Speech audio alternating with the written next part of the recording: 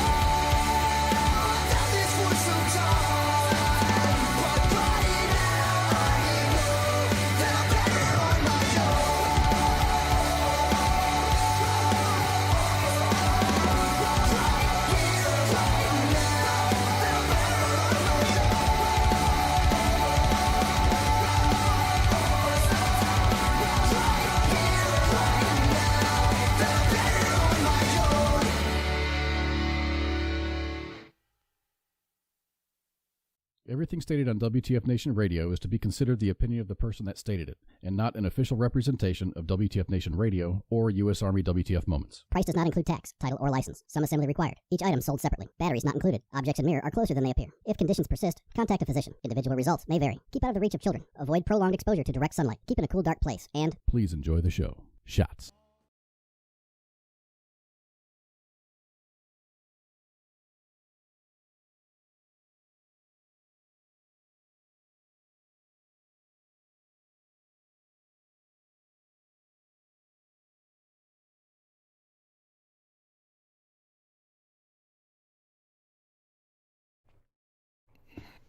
I was muted again.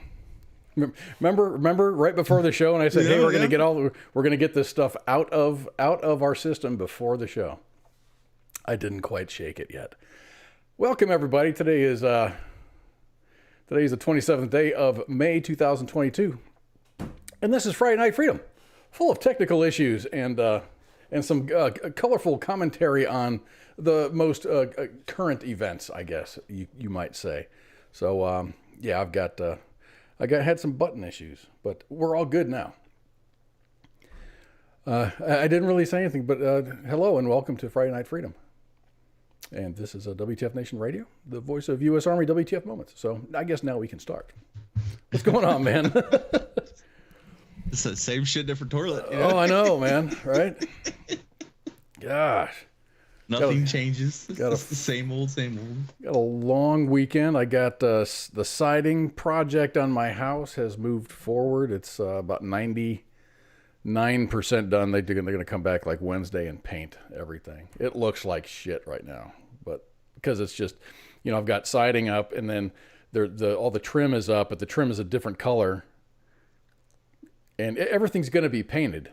So I've got this beige looking primed siding, and then I've got a gray color trim on my house, and then they caulked everything. So I've got beige siding, gray primed trim, and then this white caulking everywhere. And everything's going to be painted. So these guys like they would get some of the caulk on their fingers and stuff. They just like wipe it like a booger on the side of the house, because everything's going to get painted over anyway. So it just, my house looks like a damn crack house right now. But it'll be fine. It'll look nice once it's done. So I used to do painting a lot, and that was frowned upon with the caulking aspect of it. I used to keep like a little wet towel with me so I could wipe my hands on, so it wouldn't touch stuff. But contractors do things different, I guess. That's true. These guys are really good, though. I like them. They're a good crew. They're good. They show up, they do their job, and then they leave, and it's fine. Took all week though, man. It took 4 days to get all that stuff up. And my house isn't that big. I changed out. I tried to get them to change out a hose bib last week, and that didn't work. So I ended up having to do that.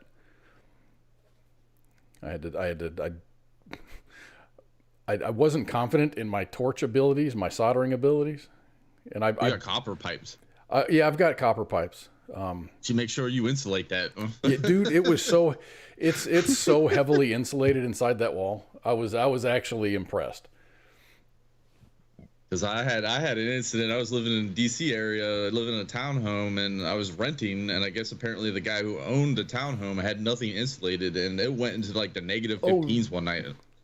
Yeah, and I'm sitting there just minding my own business. I'm on my computer because it was in the basement. I had my computer room, my man cave in the basement. So I'm like, all of a sudden I hear it sounds like a shotgun going off. I'm like, what the heck was that? And then all I heard. So I go running, there's water everywhere. I'm like, oh crap. So my instinct, because I couldn't find the shutoff valve for the actual like line outside, so I just hit the main valve. Just like screw it. And it was so cool that the water had frozen the whole line, like the main line coming in had frozen at that point. So I guess me cutting that line was probably a good thing at that point. Huh? Yeah. Wow. Yeah, I haven't had. I mean, I've lived in cold climates before. I haven't ever had a pipe freezing incident. But now that I've got, I got the walls open in the house. I'm insulating everything. I'm putting insulation where there's not supposed to be insulation. Just you never know. It's just in case you have another ice apocalypse again. And I had, when I took all my walls down in the bathroom, I bought enough to have extra insulation. So so I've got all this extra insulation. So I've got enough for my second bathroom, but I've got like this extra roll. So I'm just like, are you using like R13 or something like that? R19. Okay. I hate putting it. It's not that. It's really not that bad. It's I had a set of gloves on. I did it in a short sleeve shirt. I didn't get out of that itchy, and I've done insulation in attics before, and I just left and I itched for days. It seemed like burn the clothes, just sit in a tub for a while, or jump in the swimming pool or something. I didn't have that experience this time. Everything was kind of maybe they're remade. They've remade the insulation now, so it's not as I don't know. I like that spray stuff that they got now. It's some of the coolest shit on the planet. But no, like I used to do insulation for a while after I got out of the army, and I just hated it. Yeah, I think that two-part, that chemical reaction, you spray it and it goes on. It looks like it's just a little bit, and then it just fills up that whole cavity. Then they just cut it to the studs, and that's it. But the problem with that is. The problem with that is if you ever want to put something in the wall, you're not going to be able to. I just got to pull out the old insulation, man. How are you going to do that without taking the wall down? I can't go down. I can't go up in the attic and drop a cable down a wall or speaker wire down the wall if it's full of that. They make these long ass drill bits that you can do that with. But anyway, I digress. So I'm going to have to start off the show with, I wrote this statement last night because I'm pissed off. I don't want to talk about it, and here's my paragraph or two about it. I'll let you go into it, because I think I know what you're going to. You think okay? All right. Here we go. I cannot start this show without mentioning the horrific tragedy that happened at Robb Elementary School in Uvalde, Texas this week. It breaks my heart that these completely senseless streams of violence continue to occur. This is in reference to the rampage of Salvador Ramos on the Robb Elementary School late in the morning this Tuesday. Uvalde Elementary is a school that teaches 2nd through 4th grade children between the ages of 7 and 10.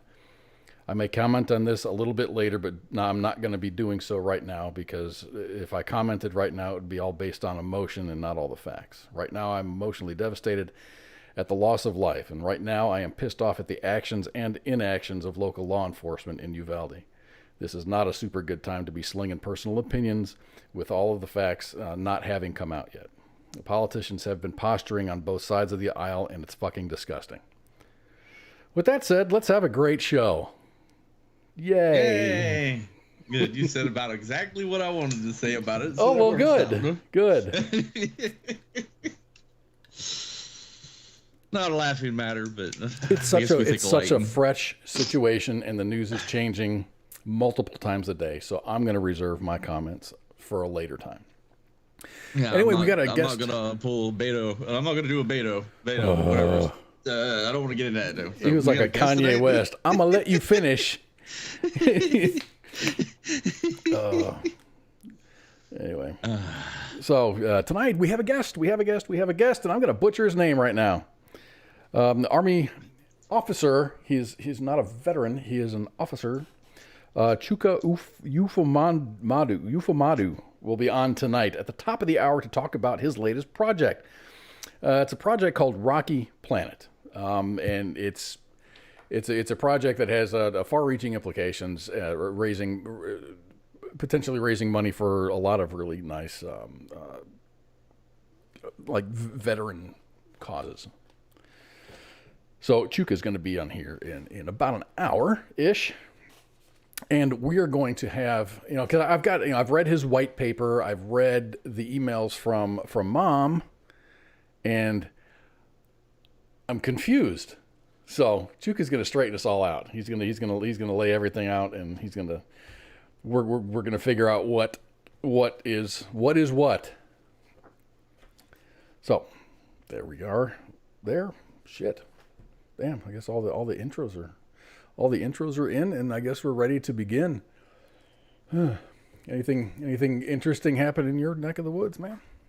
He says tornadoes roll through today, but oh, was that today? Yeah, I didn't. I saw the weather heading that direction. I wasn't sure how close to you that was.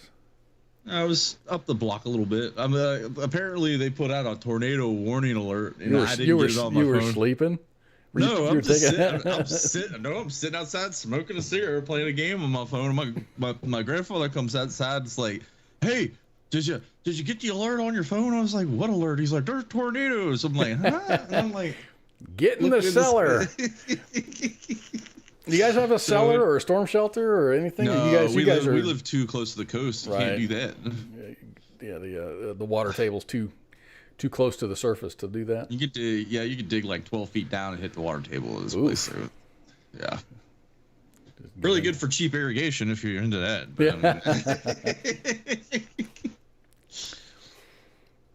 so we got this is Memorial Day weekend.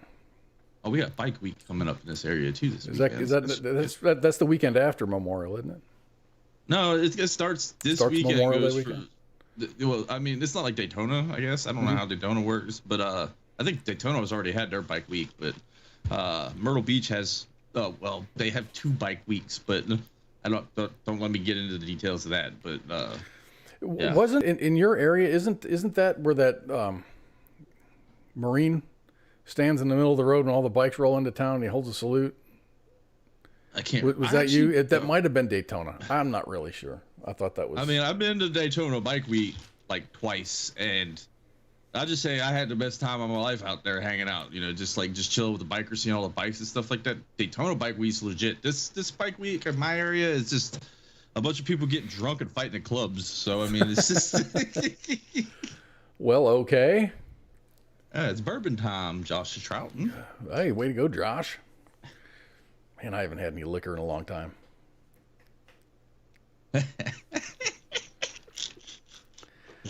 So I saw you guys have probably seen it on, it's been making the rounds. The story's been making the rounds. It's just a really, really short, pretty cool story. It's about Arlington National Cemetery. And it's worth mentioning that various forms of wildlife are present at Arlington National Cemetery in Virginia. What is pretty damn cool is that in this certain case, a wild turkey was captured on camera following a funeral procession for a falling service member. So there's the picture of the procession, and then the turkey following behind. But the thing is that the turkey's out of step if you look at his little claws. He don't know how to keep in step. He's I don't care. He needs some remedial training. You know what the weird part about that is the turkey was supposed to be our national bird, right? Really? Yeah, I think it was Benjamin Franklin that was pushing for it because there's turkey everywhere in the United. Well, there's still turkey everywhere in the United States, but they're really intelligent birds. And they're delicious. Wild turkey, yeah. Have a couple of Belvoir that would attack us while we would run during the mornings. Funny.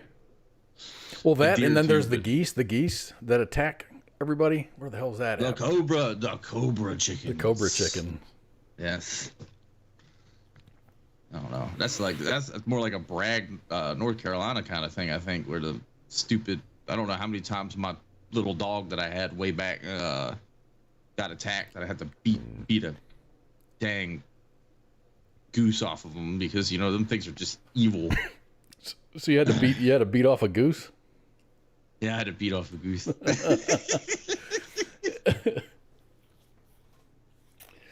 Okay, you said it. So I thought that was a really decent picture. So I thought I'd share it with y'all just in case you didn't see it. So I just wanted to see the one? There was a turkey chilling at the Tomb of the Unknown Soldier the other day. I didn't know that. Yeah, he was just sitting there chilling, and the guard was doing his thing, just minding his business. But this turkey's just sitting there minding his own business, chilling at that point. Huh? He didn't yell at the turkey, did he? I mean, get back behind the rope. Be quiet. Guess there's only so much you can do. I guess the wildlife, it's just like, having a cow run across the range. The wildlife in the area have precedence. The ceasefire until the wildlife's gone. Don't need to be dropping a cow on the range. Not at Fort Hood either. Ooh. Yeah. I think they make you pay for the cow and 4 generations of the cow or something like that. Is what I heard. I have no idea. The cow is costing you $250,000 or something like that. I've heard the tankers talk about it out that way, and the cav guys out there talk about it, but I've encountered wildlife on the range. I've never shot at one. We've never had an occurrence of anybody shooting one or dropping a cow. So I don't know. No firsthand experience. You know what I do have firsthand experience in is eating burritos. I do love a delicious burrito. So when I was younger, we were always told, we're going to be flying cars by 2020. What you seen on that Jetsons cartoon's going to be real life by 2020. And granted, we've made some pretty remarkable technological advances in our lifetimes, some more than others. But we have edible tape to hold burritos together, though, now. This is definitely a second place contender. It seems that technology has finally been used for good, thanks to a group of engineering students from Johns Hopkins University. The group invented what they are calling tasty tape. which is essentially an edible tape designed to keep foods like burritos wrapped for your full enjoyment. The tape is delivered in pre-cut 2-inch strips attached to sheets of wax paper and simply requires water to fully activate its adhesive properties. The group is silent on its formula for tasty tape as well because they are currently applying for a patent. I don't know, dude. No. I've never had a problem with a burrito bursting and falling apart.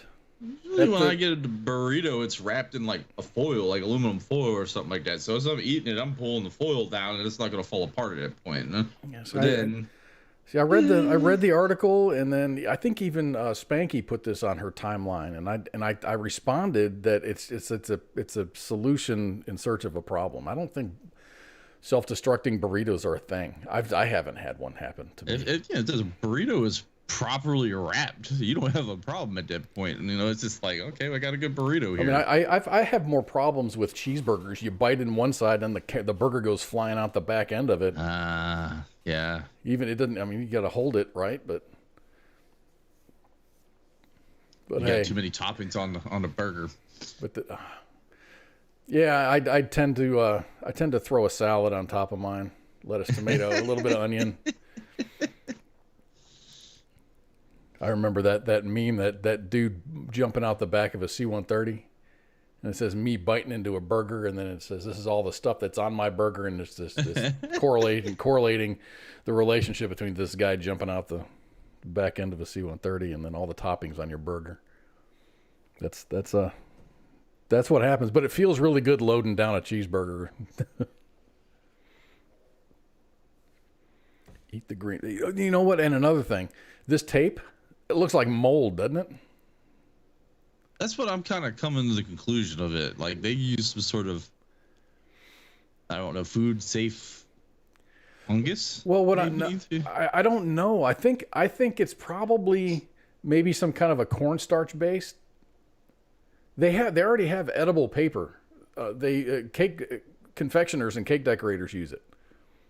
Okay, I was about to say, who's going around eating paper other than like toddlers and middle schoolers and stuff like that?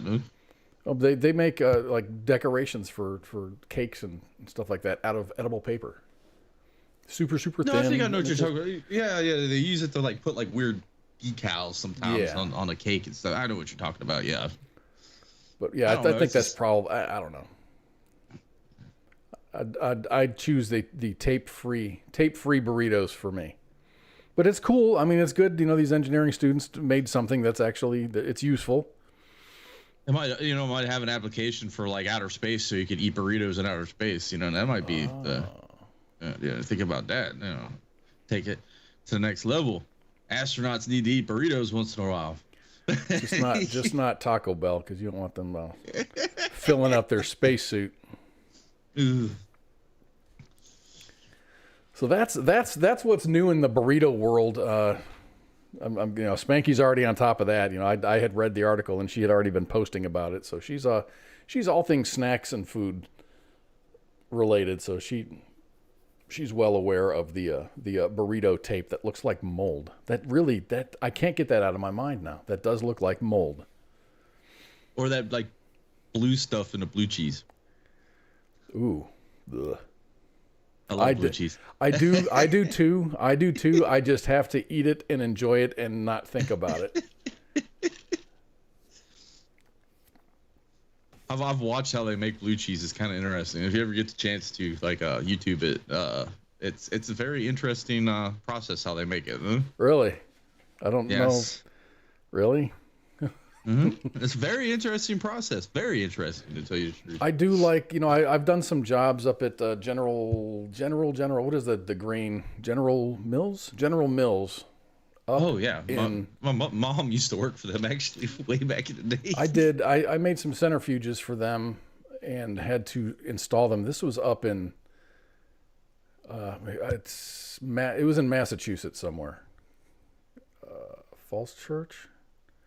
I don't know. It was snowy and the roads were horrible, and they have really, really nice. They have a really good pizza place downtown. But yeah, you go there and you make this stuff, and they have like starter, and it's just it's nasty. All the stuff that you get, it's just like working in a hot dog factory. It's like you never want to eat a hot dog again after you see all that shit's made. Oh no, I like hot dogs. I do like hot dogs. I don't think because I graduated college, and my friend that I graduated with, I went to the aviation industry, and he went into making RFIDs for cow ears. You know, they RFID the cattle, and then after they. So the little yellow tags they put on there have an RFI chip in them then? Yep. So after I they didn't know that. After they chop their heads off, he goes in there and cuts the RFI tags off, and that's how they decide what's been harvested. And he's the guy that makes those. It's his design, and he runs all the soft. He wrote all the software to put the cow's weight, the birthday, everything, and anything that happens to that cow gets put into that chip, and then when they harvest the cow, it's cool. It's cool. He said know exactly what vaccines they've had or what kind of medical treatments they've had. That's legit. No? Yep. Yeah. It is cool. That's another good technology thing. So, gosh, I'm looking at this, and none of these stories are in order, and none of them are really related to other ones. So this is kind of like an ADHD show. I hope once Chuka gets on in an hour, he can set us straight, and we can talk about one subject for about an hour. That'll be his challenge. So authorities in when did this happen? This is Oklahoma City. Oklahoma City. This is nuts. Authorities are looking for a man who threw in an inert grenade into an Amazon delivery van in Oklahoma City, causing the driver to immediately jump out of the vehicle while it was in motion before it crashed. The driver told officers that he was out delivering packages just like every other day, and then as he drove down the street, he noticed another man walking down the sidewalk. After noticing the man and dropping off more packages, he said he heard something hit the floor in the back of the van, noting that his sliding door was still open.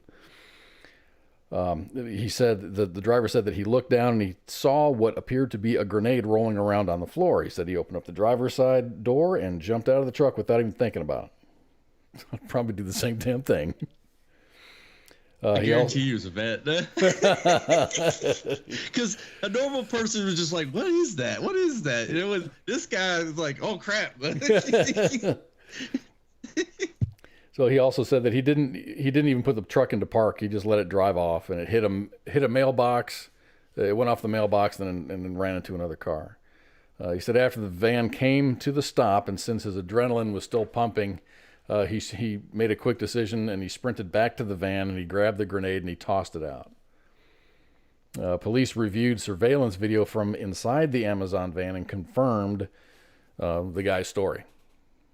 This dude just kind of walked up and chunked this fake grenade into the damn truck. It's one of those things, funny, not funny. Yeah, you're right. Because my brain's going to, they used to talk about this all the time, like with like a counterterrorism kind of thing with classes that we would take about dry runs, where they would do something just non-conspicuous to see how everyone would react to it. Yes. So this might be, a little bit more nefarious than, a practical joke, huh? But I'm pretty sure, our all awesome, FBI and Homeland Security is looking into that. Huh? It's especially since they haven't caught the guy yet. They haven't identified him. They haven't caught him. That's the crazy part about it. Yeah. I mean, normally you get a dumbass just playing a prank. It's probably not smart enough to elude the police for this long. This is a days old. Well, y'all keep your head on the swivel, delivery drivers. The thing is, it's all these other these jobs where you think, dude, you're a delivery driver. How dangerous could that be? And then shit like this happens. don't know. My inner instinct would have done the same thing, get out of Dodge, but then I would have probably tried to chase the dude down. Yeah, limping every like 3 feet, but still. Run about 30 feet and be out of breath going, oh, guess he got away. Yeah, that's just me walking to the mailbox in the afternoon. That's me going up and down stairs at work. You know, engineer gives me a call and they're like, hey, can you come up? And then I'll send them, because we have like Microsoft Teams. I think it's Microsoft. It's something. It's Teams, whatever. He'll send me a message and he'll say, hey, can you come up? And I'll see the message a couple minutes later, and I'll send him a message going, can you come down? Because I'm on the first floor. He's on the second floor. Ugh. I hate climbing stairs. And it's not that I'm out of breath, man. It's just my knees are cashed, and I don't want to be that guy riding the elevator. We do have an elevator for the disabled folks that we do have that are in wheelchairs, or the super old people that we have working there. And for the housekeeping folks to, you know, take all their stuff upstairs without having to lug it up 2 flights of stairs. So, had a sergeant major get into me one time up at I was working in the DC area, and I was taking the elevator, and he's like, you're young. I was like, Sergeant Major, if I were to take the stairs all day long, I would probably go up about 1,000 flights of stairs every day, because my job required me to move through the whole building. Mm-hmm. So it's like a couple times it's quicker just to jump the floor or whatever it is, you know. But sometimes after like doing it all day long, you're just like, screw this, I'm taking it out. Exactly, dude. You're pacing yourself. It's a long day.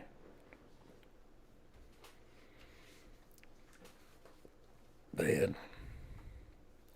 So I'm just disregard the tool belt that I had on my head, like carrying around 20 pounds of extra shit on me, man. What you gotta do is you need to have one of those roll around. I mean, you're not in that business anymore, but I mean, you have like a roll around toolbox or something that you can take, or you know those carts and stuff, those little 2-story carts, top and a bottom. Just have it full of tools and just roll it around.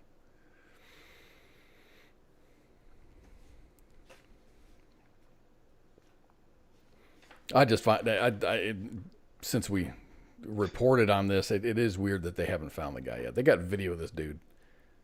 They got a video of the guy. That's one of them things where it's just like, well, a practical joke. Okay, it might have been a practical joke, but still, you're doing like it was a threatening act or something like that, and you caused damage to like people's property because of it. No? I don't know. Yeah, I mean, it's just like it's a practical joke gone wrong. I mean, because it did cause property damage. He ran over a mailbox, and at least I'm glad he didn't hit a person. Or I'm glad he wasn't going 30 miles an hour too. Well, that's the thing too. That, like I said about like, you know, the whole counterterrorism thing, where we always like pay attention for like dry runs and stuff like that. A lot of these local law enforcement agencies don't look at things like that. They're like, oh, it's probably just some teenager playing a joke. Oh, da, da, da, da. You know, kind of like the whole Goonies thing where the kid's actually trying to call up, say, hey, there's these people here and they've got a body, and like, no, they don't believe them. Huh? Yeah. I always thought about like if a terrorist were to come into the Dallas-Fort Worth area, what could they disrupt? What could they do that would just snarl traffic for the foreseeable future? And then, you know, you just bomb the fuck out of that, or, you know, release a dirty bomb afterwards. And I was like, man, I wonder if anybody's ever thought about this. I can't be the only person that has thought that if you... They have to have, like, whole teams there up at, like Homeland Security and, like, the FBI and stuff to just think of these things. You know, like counterterrorism teams and stuff like that. I almost guarantee it at that point, huh? I mean, I don't even want to put that shit down on paper. Because it'll go from a very innocent, this is what could happen if, and that turns that into, oh, he was planning on this. Yeah, exactly. So it stays up in my head. There's so much that can, I mean, any highway, you just, you know, you crash, you pay, you know, your people to disrupt traffic, you know, crash in a certain area. And that just snarls traffic, and then you just dirty bomb the shit out of them. Well, it's like I-95. I think it's something along the lines of like I think it's like don't quote me if I'm wrong on this, but I read it somewhere. It's like a fifth of the U.S. GDP travels through 95. I believe it. That's all the way from, doesn't that go from like New York all the way down into Florida? Yeah, it goes the whole way down into Florida. So that's like the biggest, but I mean, it goes through DC, it goes through Boston, I think. It goes through like that is like a shipping, like there's all kinds of trucks and stuff on there. So, you pretty, like, that's the kind of things like is Homeland Security really monitoring these things? Question mark. I'm talking to you, my FBI retainer guy that listens to me all the time while I'm talking to myself on my. Your personal FBI agent. We're all assigned a personal FBI agent. I'm glad Mom thinks I'm just nuts. I'm glad they're enjoying the show. We'll get a couple of thousand views, and I'm like, I wonder how many of those are from 3-letter agencies.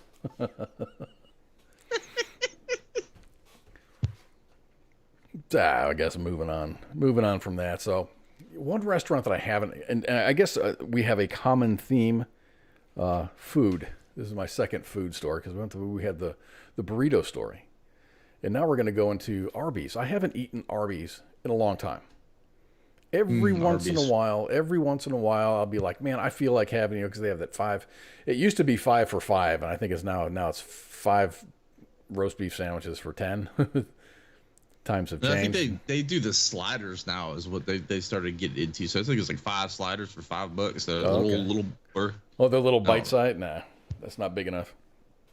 I used to live on that. You'd go and get the 5 for $5, and that's like lunch and then dinner. Or that's food to sustain you for at least one day over the weekend, so you don't have to eat at the chow hall. Between that and the McDonald's 20-piece nuggets. Yeah, I used to do that with the Popeyes. They'd have a 20-piece chicken tender thing going there for a while, and I would just get the biscuits, the chicken tender, and the sides I'd eat the first night, but the rest of the week, chicken biscuits. The rest of the weekend, not the rest of the week. At least they're chicken tenders. I would much rather have chicken tenders than the nuggets. That's just a bunch of chicken, coagulated chicken flesh, deep fried. And no one knows what's really in the chicken nuggets. It comes from every part of the chicken. But Arby's, I guess, trying to stay relevant or whatever, they finally, after I don't even know how many years, 50 years, they're actually going to put a burger on the menu.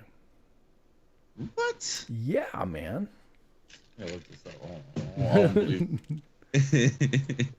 Yeah, check this out. So Arby's, the fast food chain best known for its roast beef sandwiches, recently revealed that it will be offering a burger for the first time in its history. The new Wagyu Steakhouse burger patty will be available online on Arby's limited time menu on 2 new menu items, the Deluxe Wagyu Steak Burger and the Bacon Ranch Wagyu Steakhouse Burger. The Deluxe Burger is made with a Wagyu Steakhouse burger patty, American cheese, lettuce, pickles, red onion, tomato, and burger sauce on a toasted brioche bun. Meanwhile, the Bacon Ranch version is made with the same patty, along with bacon, American cheese, lettuce, pickles, red onion, tomato, and Parmesan peppercorn ranch on a brioche bun. According to the Arby's website, the patties are going to be made with a blend of Wagyu and then regular ground beef. I knew they couldn't go full-on Wagyu on that. I know. What was it? A couple years back, they did a venison. Did they? Yes, but I don't think it was a burger. I think it was more like a steak, venison steak, and that was really good. But I don't. Well, I mean, Wagyu's expensive. I don't think they can go full blown Wagyu because you'd be paying like $40 a burger at that point. Huh? I looked at the prices and they were saying it's going to be like $8.99 for a meal, which is about normal. Yeah. I'll try it. I think blending Wagyu with just plain old roast beef is blasphemy. It's pure blasphemy. Yeah, I think that ought to come with mandatory jail time. Yeah. Like, if they wanted to do a promotion, they could have just did like a thin Wagyu steak. It didn't have to be like the Wagyu 5A or whatever it is, but it could have been just like Wagyu, just do that. Make people pay $20. I bet people would pay $20 for it because people were just crazy like that. No? Yeah. So Arby's said in a statement that instead of focusing on making billions of mediocre burgers, they're taking a stance on high quality meat that deserves to be cooked properly. So that's why they chose Wagyu beef. So Arby's, a little bit of Arby's history. Arby's is a breakdown for R and B. Arby's was launched in 1964 by brothers Leroy and Forrest Raffle. Arby's is like Raffle Brothers, stands for Raffle Brothers.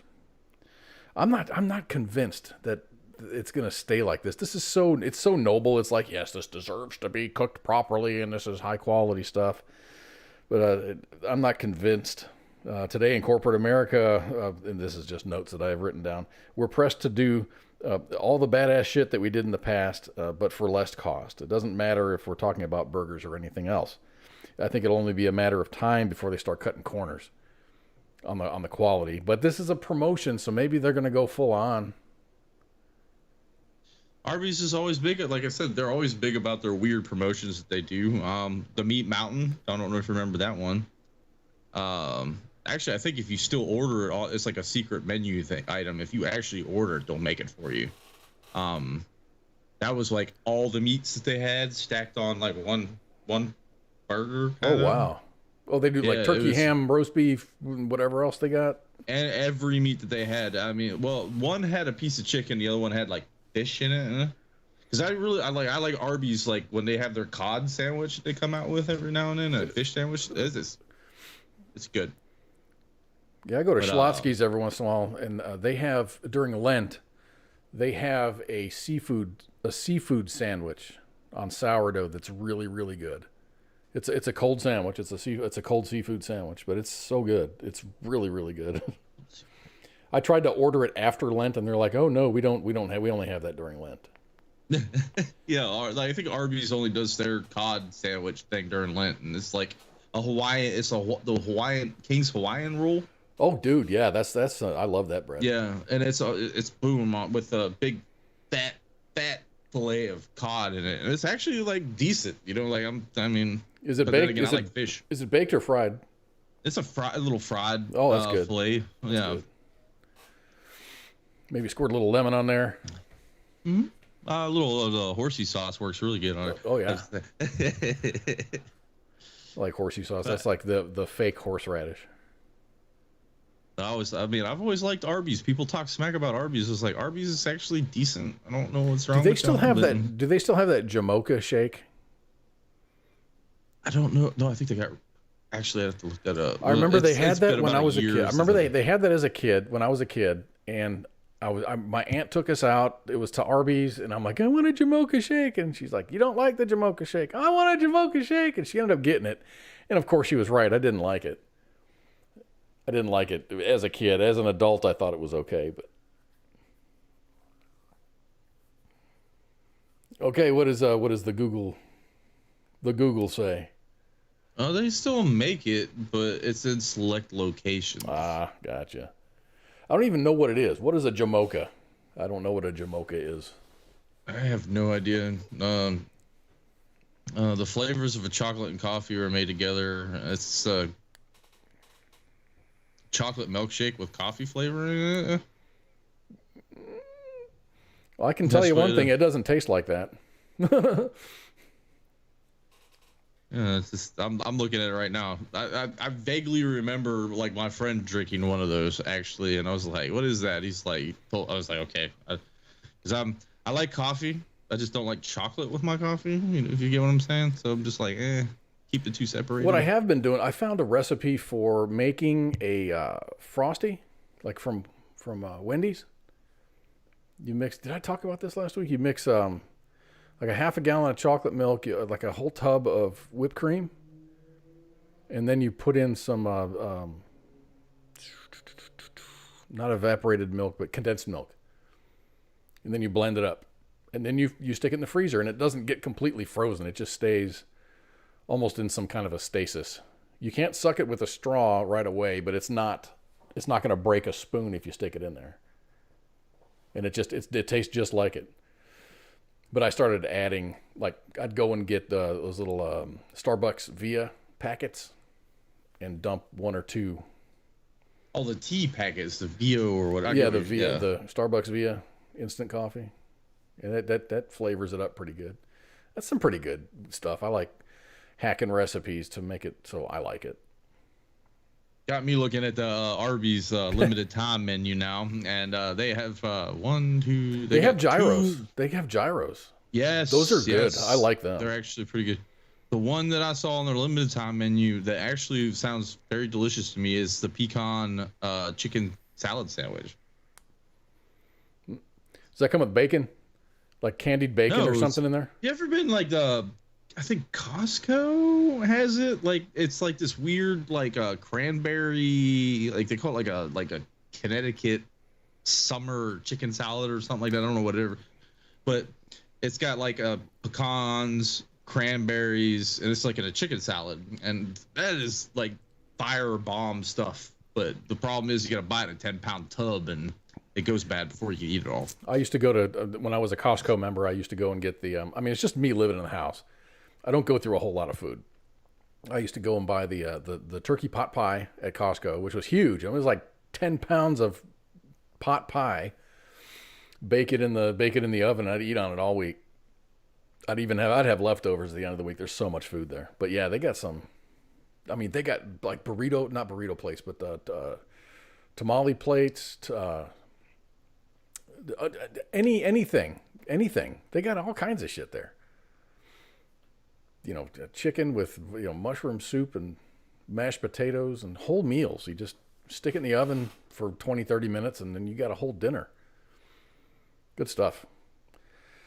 I decided it wasn't worth paying the yearly fee when the only thing that I would buy there was that food, and then maybe some Keurig coffee cups, those K cups, and you buy them and they're like quantities of like 100. So I have like 1 or 2 a day, so that's like 3 or 4 months worth of coffee right there. Yeah. Used to buy I like to go to Costco to buy coffee and tuna, because I go through tuna like no one else's business at that point. But I like the little packets, the cans, Albacore, because I can literally plow through. I would probably eat about like 10 pounds of tuna a month. It's probably not healthy for me at that point. You probably get all kinds of mercury and shit in your blood. I eat a lot of fish, so I can't help it. Well, you balance it out with your omega-3s, and you're a healthy kind of contaminated person. Yeah, I used to eat a lot of tuna. I used to have albacore tuna for lunch, and then I'd have like macaroni and cheese, a bowl of macaroni and cheese from Panera to top that off. Just, I don't know. I go through my spurts. Now I'm into Zatarain's blackened chicken Alfredo lunches. Those are freaking delicious.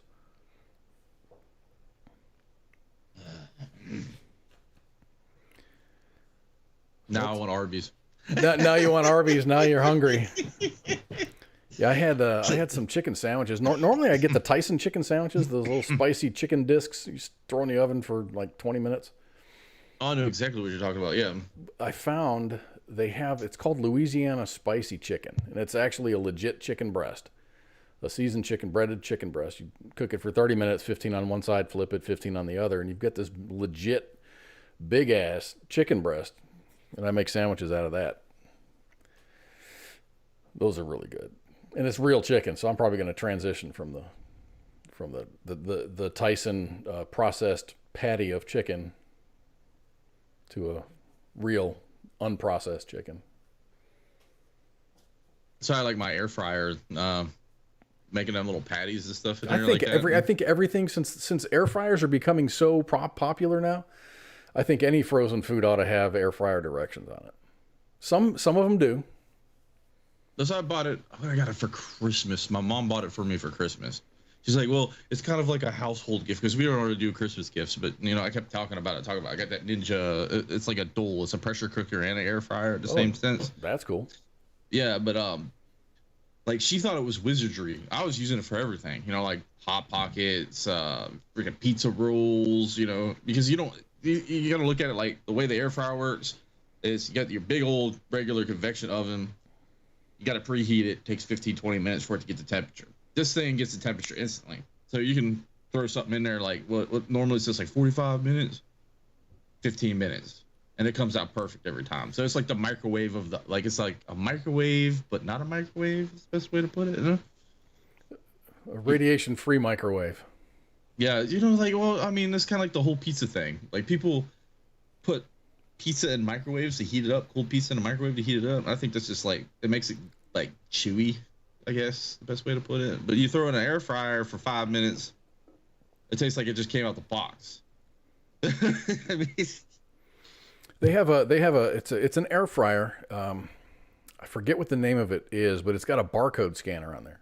So if you buy like a bag of Totino's pizza bites, you just scan the barcode. It sets the time and the temperature, and you just put 10 or 12 or 15 pizza bites in this thing, and it'll cook it. That's cool. And it also comes with you can buy meals, like legit meals. Scan the barcode, throw it in there, hit go, and it cooks it perfectly every single time. Oh, it's kind of like Back to the Future 2, where they would like stick this little like you remember the Pizza Hut thing? I think it was Pizza Hut or Domino's. I can't remember, but they threw it as like a rehydrator or whatever they called it, and it was like, bing, you got a whole pizza sitting there. a whole turkey. Like, you know what I watched? I watched what is the Bruce Willis Multipass? What is that movie? Fifth Element. Fifth Element. I watched that last week, and she's eating. She's in the priest's apartment and stuff, and she's just going and getting these little these meal cubes and then putting them in a reanimator. And she's like, she puts this little cube in this machine, the thing dings, and then she takes out this fully cooked turkey and comes out. Yeah, that's good stuff. I love that movie. It's one of those ones that got slept on when it first came out, and now it's a very popular movie. Oh, especially now that Bruce Willis is sick. I'm not sure what his affliction is, but he's out of the acting biz. Oh yeah, I forgot about that. Yeah. That sucks. I like Bruce Willis.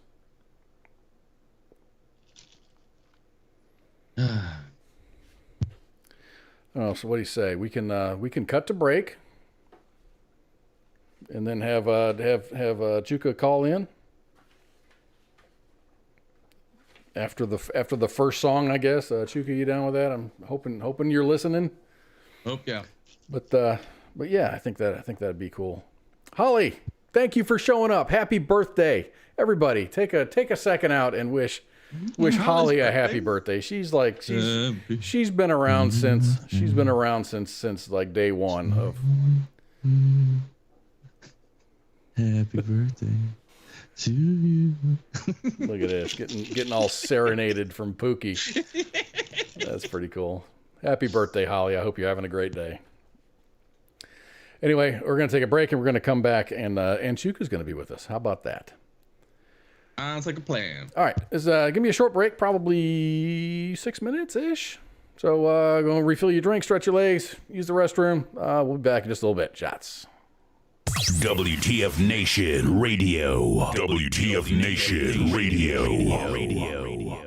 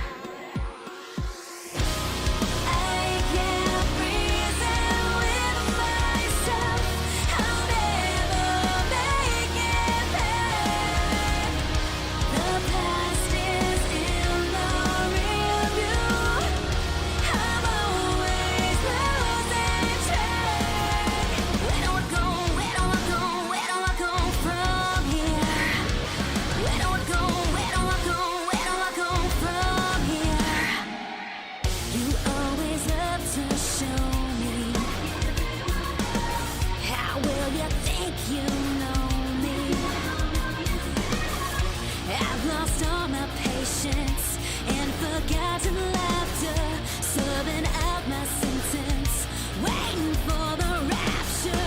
Nothing good will come, 'cause our poison word is pure.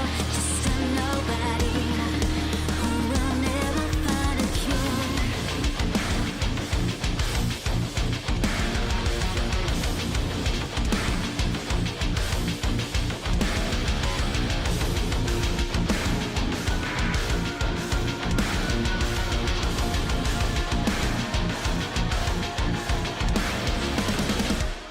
I can't reason with myself. I'll never make it back. The past is in the rearview. I'm always losing track.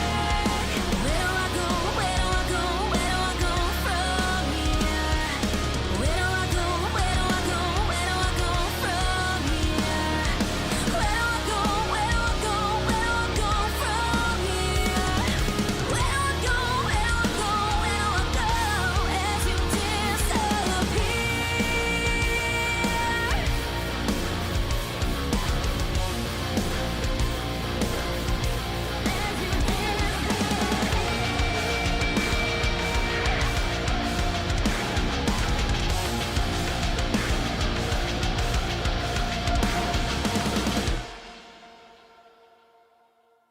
WTF Nation Radio. This is WTF Nation Radio.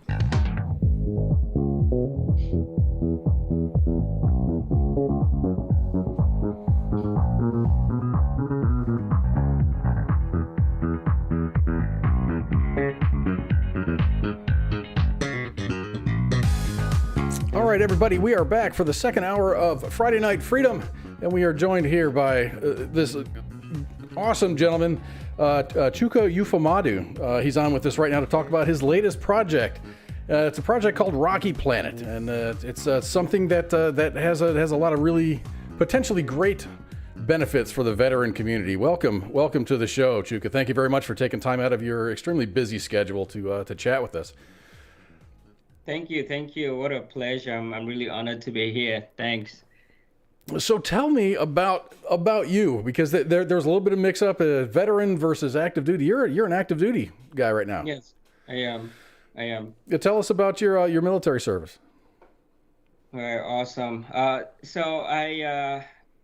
So before I get to the military side, I'm originally from Nigeria. I moved to the States in 2010 on an academic scholarship, right? So back in Nigeria, I took the SAT there, which at the time it wasn't a very common thing to do out there, right? So for me, I really wanted to travel out, get an opportunity to see different things in the world, right? Be in different places. And so I would go. So we had these things called cyber cafes, right? So they're like, think about a business center at a hotel, right? You can go in, browse the internet.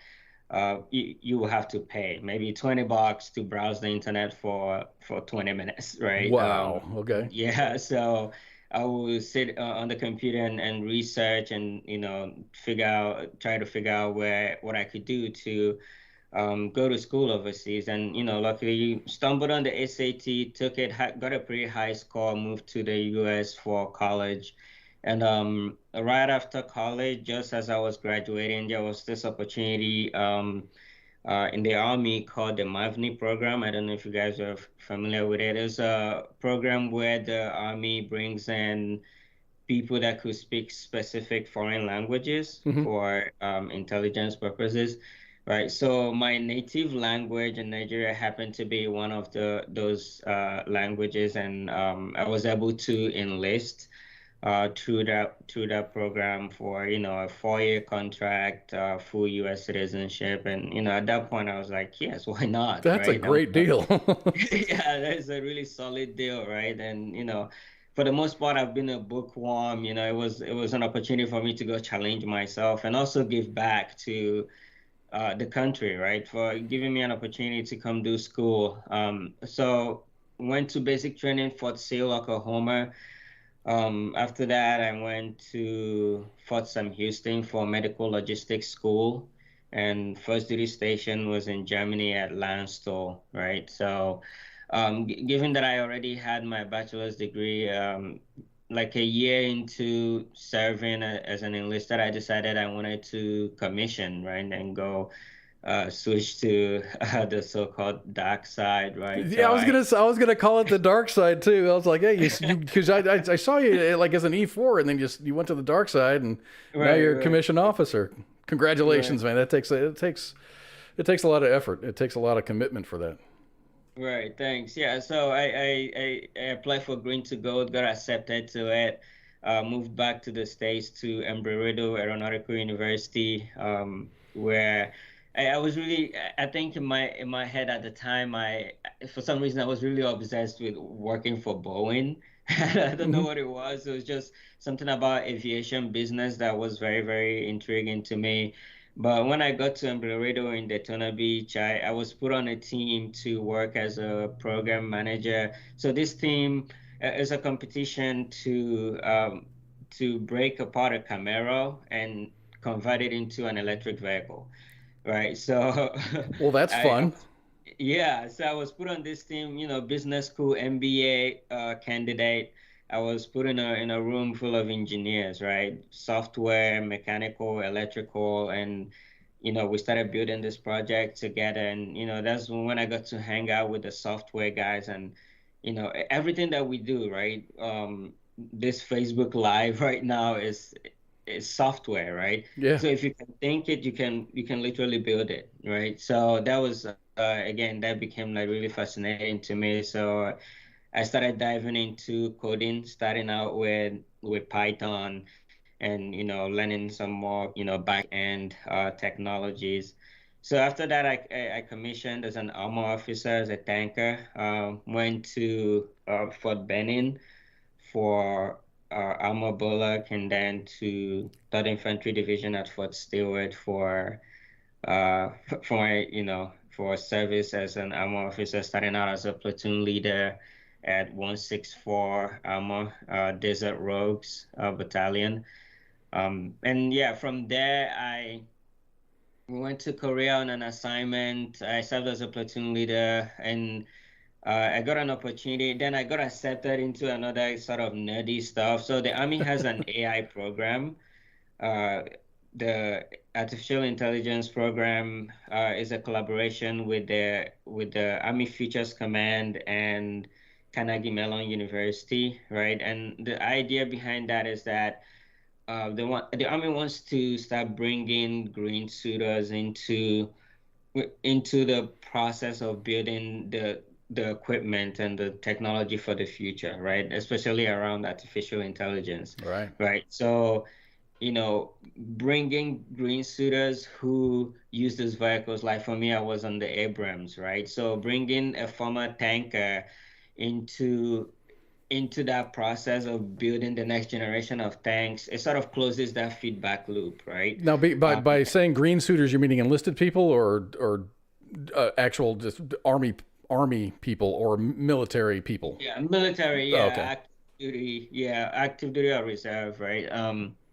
Yeah, those that are still in service, right? So by bringing the people who are on the ground using this equipment into that process of building the equipment, we close that feedback loop. It's easier to understand what the private who is the driver is going through, right? And being able to integrate the technologies that the next generation, like the Gen Zers, like what integrate the technology and the features that they quickly understand, right? So Okay. that we can be more lethal, right? And of course, it will reduce training time and things like that.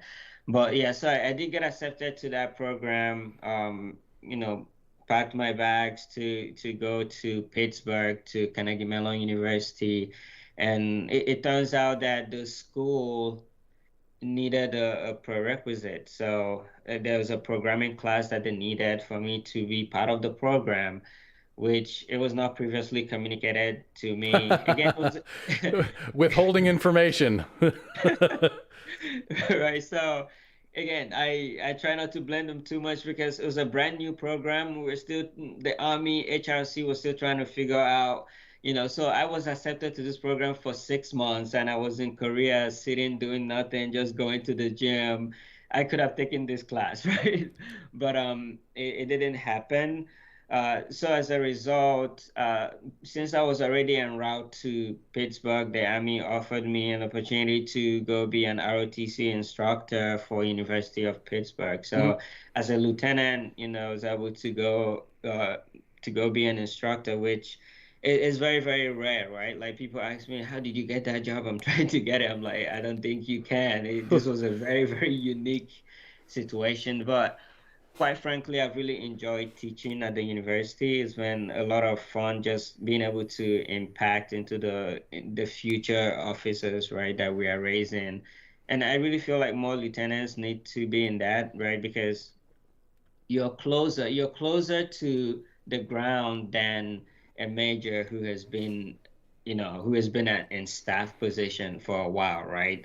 Like for me, just coming out of that rotation in South Korea, I learned a lot being on the line that I could impact to a young ROTC cadet, right? Compared to a major right, or a lieutenant colonel, right? So I really think it should be incorporated more, but then I understand like there's the concern about other things that maybe I above my pay grade with that.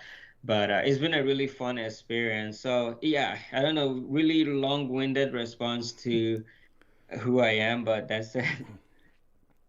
Yeah, it's good because they can get you before you've actually, and I'm going to use this word, corrupted, or you get set into your patterns and you have all of your bad habits. You carry all your bad habits with you.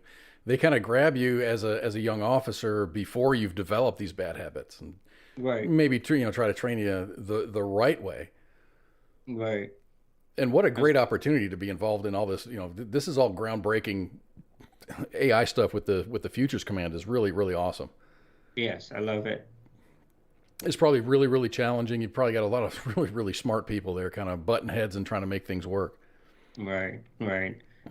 So a lot of brainstorming, research, heavily research at this point, right? Yeah, but really fun stuff. Yeah, and I just recently pinned on captain like 2 Fridays ago. So, Congratulations. And you just had a birthday recently, so happy birthday. oh, thank you very much. I appreciate that. So you look like you're about 22 years old. Oof. I'm 31. 31. Oh, that's still young. You're still a young man. Well, I appreciate it. I appreciate the compliment. Yeah. So what is this new project that you're working on? Right. So I don't know if you guys are familiar with NFTs. Are you guys, have you heard? Yes. The answer is yes. I Right. know what they are. I don't know how they work, and it seems like it's all fart bucks, Pokemon card type stuff. If somebody assigns a value to anything, it becomes currency. Right, right. So tell me So, about NFTs. What is an NFT? right. So that acronym means non-fungible token, right? Hmm. So, and fungible meaning something that can be replaced, right? Yeah. So like, if I have $1, and I pick it up and I want to pay for parking, and yeah, I find out that it's ripped, right? I can just replace that with another $1, right? It's fungible, it's replaceable, things that are replaceable, right? And we can think about 1,000 things that are non-fungible is like your Mona Lisa sitting in the Louvre, right? I had the opportunity to go see it. Very underwhelming experience, honestly. Really? Oh, okay. I thought that would be Yeah, badass. I'm sorry to spoil it for you, but yeah, it's just this really tiny picture, and I'm not very tall, so it's tons of people in line waiting to look at it, and you can see that there's something that people are looking at, but you cannot.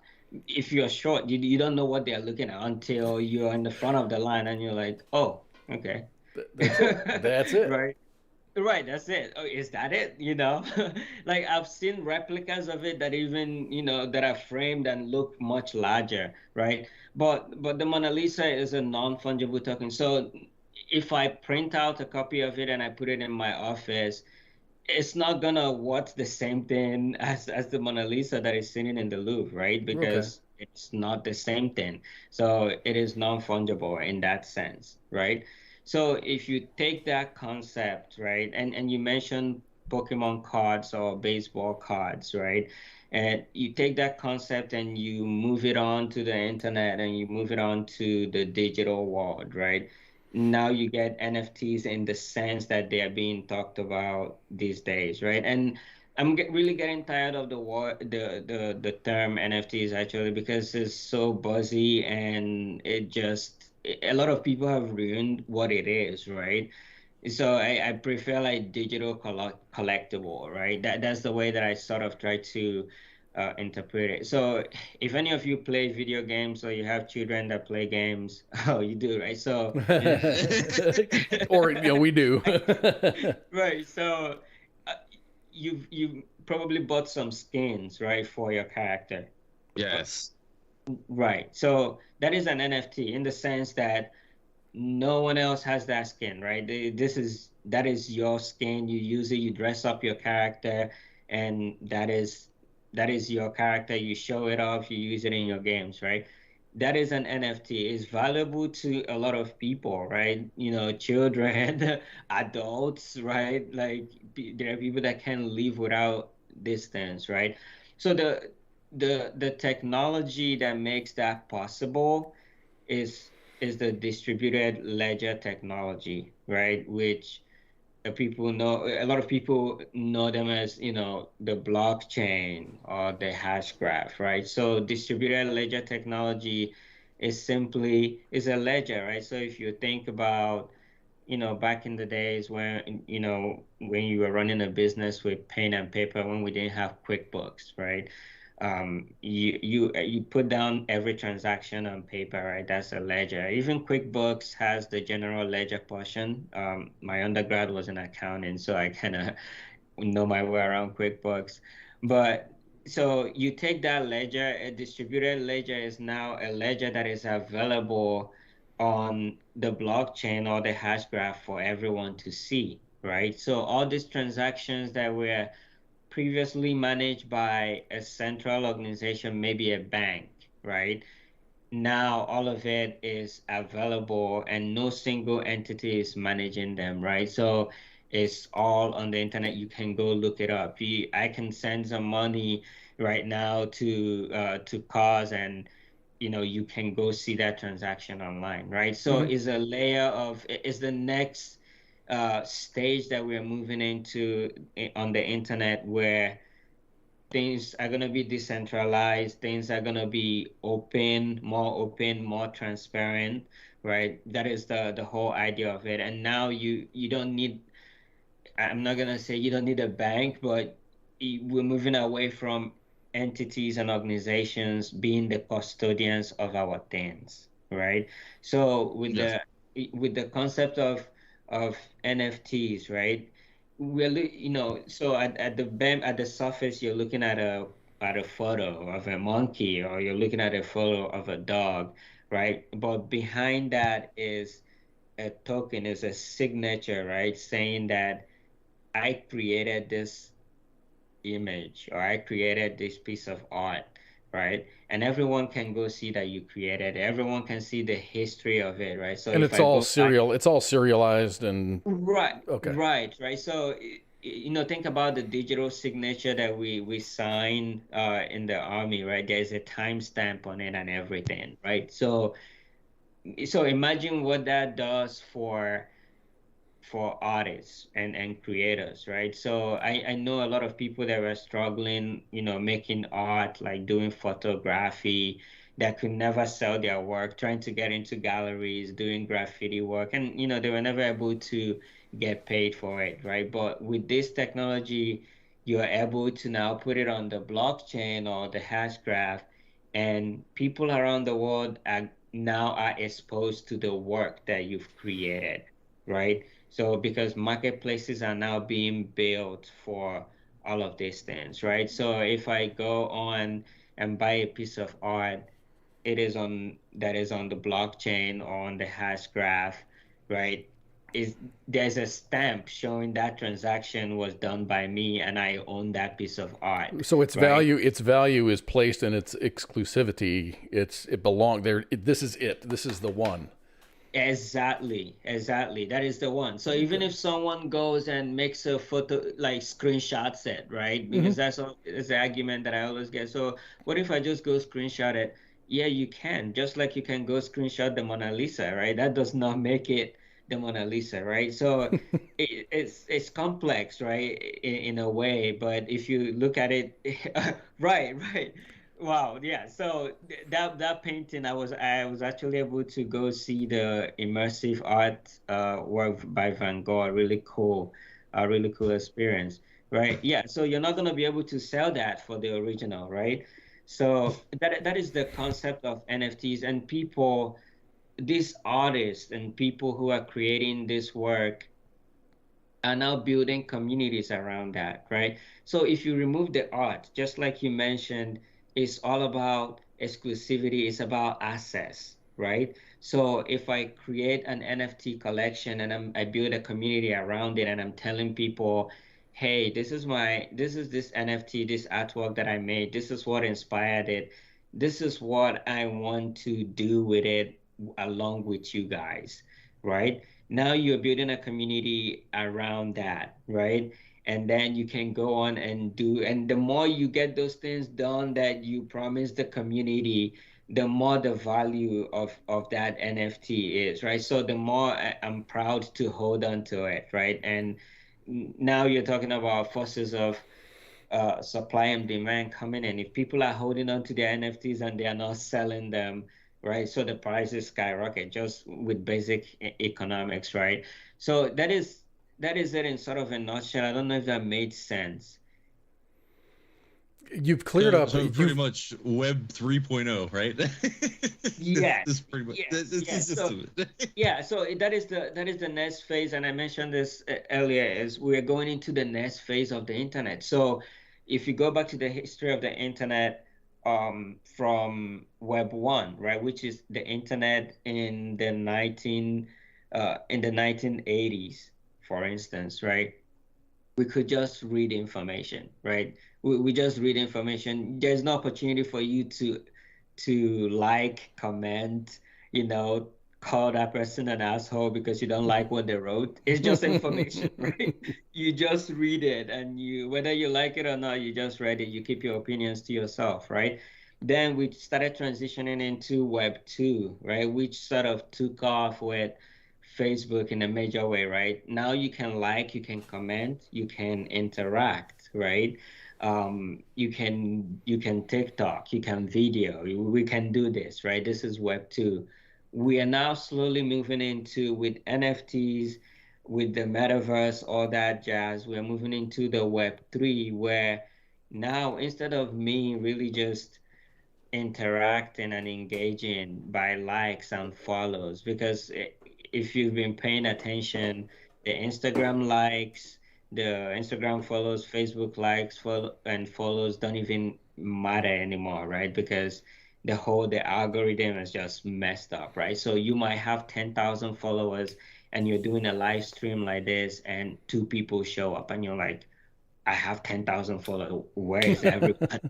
You know what I mean? Like where is everybody, right? But in Web 3, we're being more intentional about building community. So if I issue a token, so we're talking about burritos earlier, right? So Chipotle could issue an NFT and say, you buy this NFT, you're now gonna be part of this, this community that maybe helps us come up with the next uh recipe that we're gonna make, right? You're gonna get 15% for life, right? So NFTs, a lot of people are looking at the monkeys and the dogs and the photos, but it is really not about that at all, right? We're seeing there's a jiu-jitsu guy champion who released an NFT that's gonna give people access to him to train with him one-on-one, right?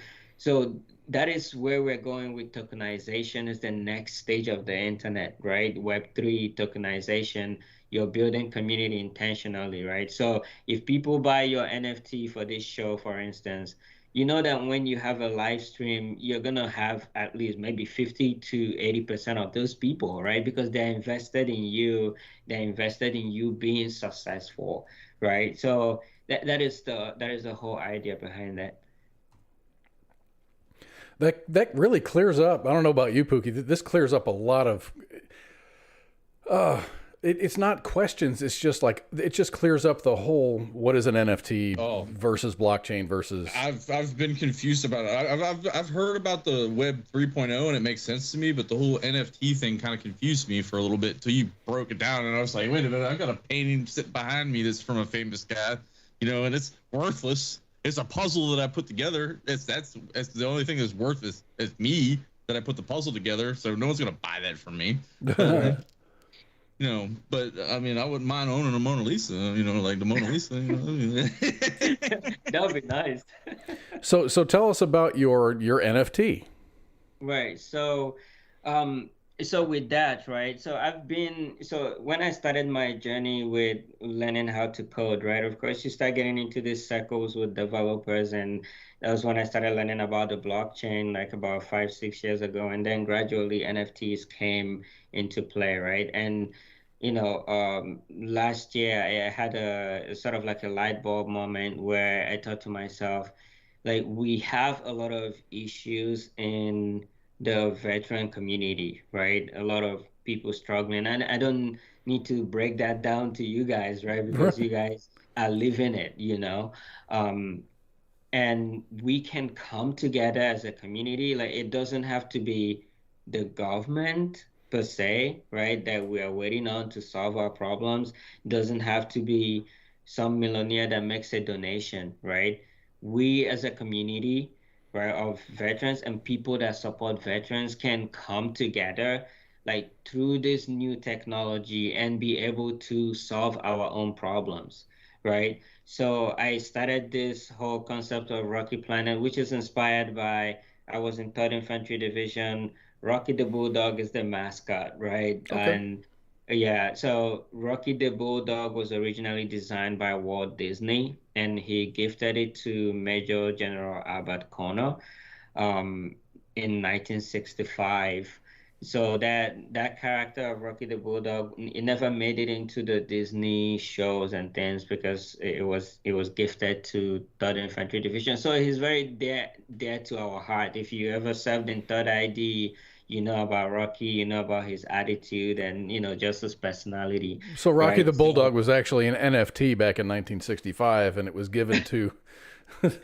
Right, exactly. Yeah, exactly. So we decided to revitalize that, right, and bring it back to life in a meaningful way for the veteran community. So all the artwork is done around Rocky, around Rocky, right? So because we have our own design, which it doesn't look like Rocky. We went into a little more detail with it. Like, you can see the one I'm wearing on my shirt is a little different. It's a full-fledged bulldog, right? But so the idea behind this is that we'll come together as a community, right, around this project and find problems in our community and start solving them ourselves, right?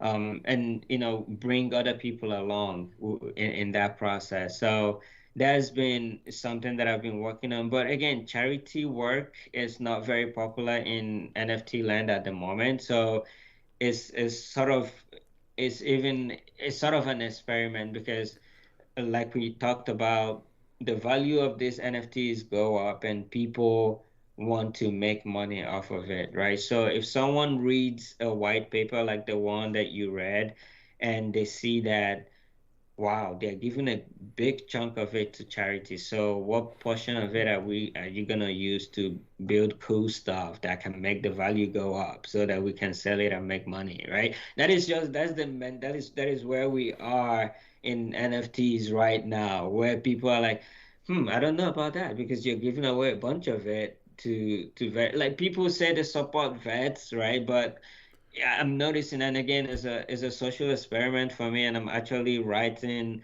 a dissertation on this as I build it, right? Try to understand what is human behavior as it relates to charity in the Web3 world, right? In a world that is tokenized, where we want the value of our token to go up, what is the place of charity work in that, right? So there are not a lot of charity projects. So all these charities. I mean, you've got what the Warrior Foundation. You've got the Canines for Warriors, and then Veterans Community Project.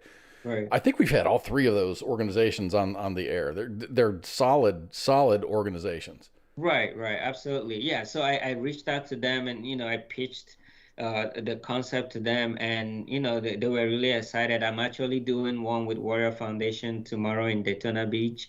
I get an opportunity to go back to where I commissioned right there by the Speedway. There's the Heroes Honor Festival going on. It will be about 4,000 Vietnam vets there.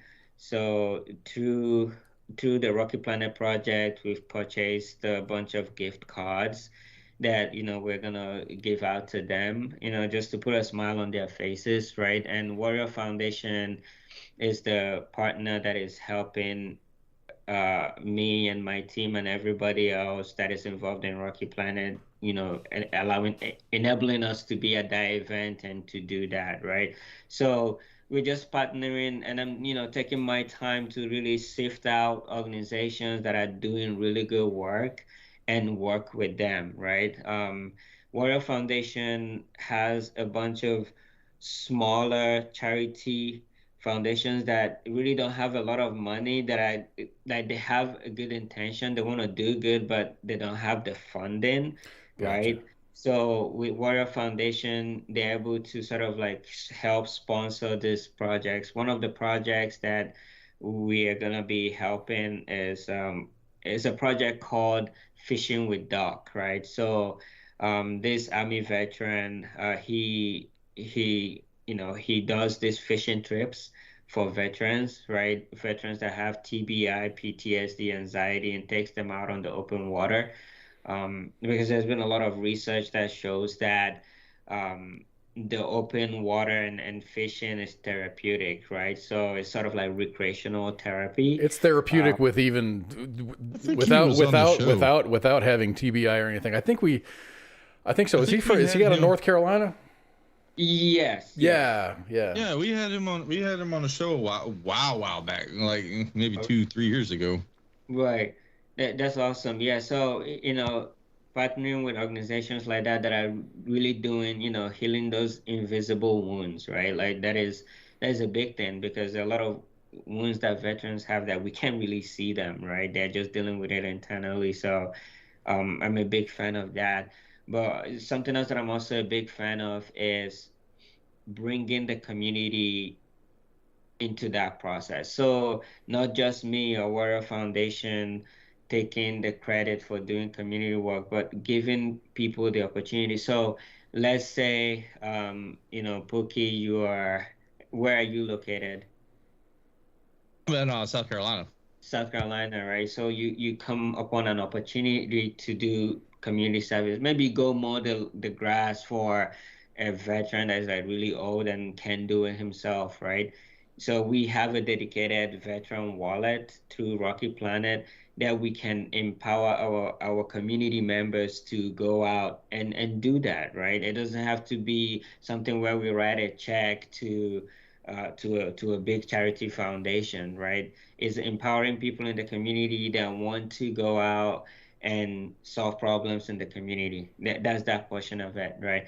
But long term, my vision is to build out an ecosystem that supports several veterans at a time, right? So all of this stuff is onesies and twosies. I can only buy so many gift cards, right? We can only take so many veterans fishing. But, what can we build that a lot of veterans, wherever you are in the country, or even our allies, right? Because again, I like to think beyond, like a little bigger than normal, which gets me in trouble every now and then, because it's like, how are you gonna get this done? Yeah. Right? But right. So if being able to build out an infrastructure where multiple people can benefit from it at a time, right? And an idea that comes to mind is maybe some sort of education platform, because just like you said, all of this is kind of confusing, right? But there are lots of opportunity in it, right? There's the software development side of it. All of this technology needs to be built, right? You've got a great. I mean, you've got a solid team behind you. I mean, from your white paper, it says meet the team. There's you, and then there's Ben, Afterglow Studios, Right. Raven, and then Georgia. Right, yeah. Maybe Really maybe there's more, maybe there's not, but I mean, it doesn't take it. It's not just you. Right, absolutely. And it has been able to work so far because of them, right? I just bring ideas, right? And sometimes they tell me to slow down and sort of like take it step by step, but they are really the ones behind the scenes, like making things happen. But yeah, that is the project in a, not so much of a nutshell, but yeah, as short as I could keep it. So, and I didn't keep on talking. I'm looking over my notes. You've answered a lot of the questions that I've had.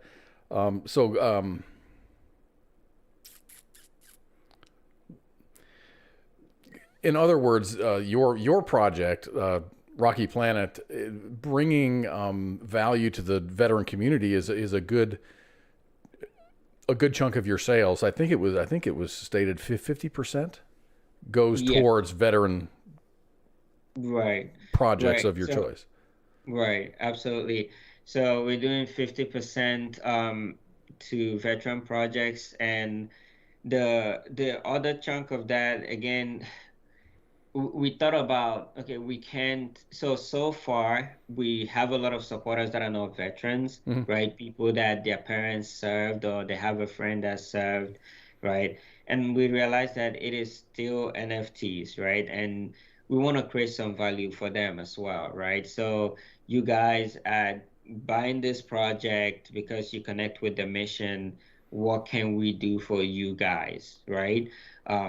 So a lot of, so we had to make that decision to split it so that we're still building things for the community, right? So education for members of the community. We are doing merch for them, right? We're doing a lot of different things, giving them opportunities. We are also buying a stockpile of NFTs, other NFTs that are valuable, and we're gifting it to the community, right? So things like that to keep them, to reward them, right, for saying, hey, I'm gonna invest in making the lives of veterans better, right? So we're factoring that into the equation, is that we have to reward them in a way. So a lot of that goes into, buying high value NFTs, gifting it out to the community, making some t-shirts. So we recently did a challenge coin where Those are always popular. Right. So we did a challenge coin, and based on where members of the community live, we'll try to get some discounts so that you show up with that coin to a coffee shop, you'll be able to get a discount, right? Things like that are things that make a community like feel good, feel happy, feel like seen, you know.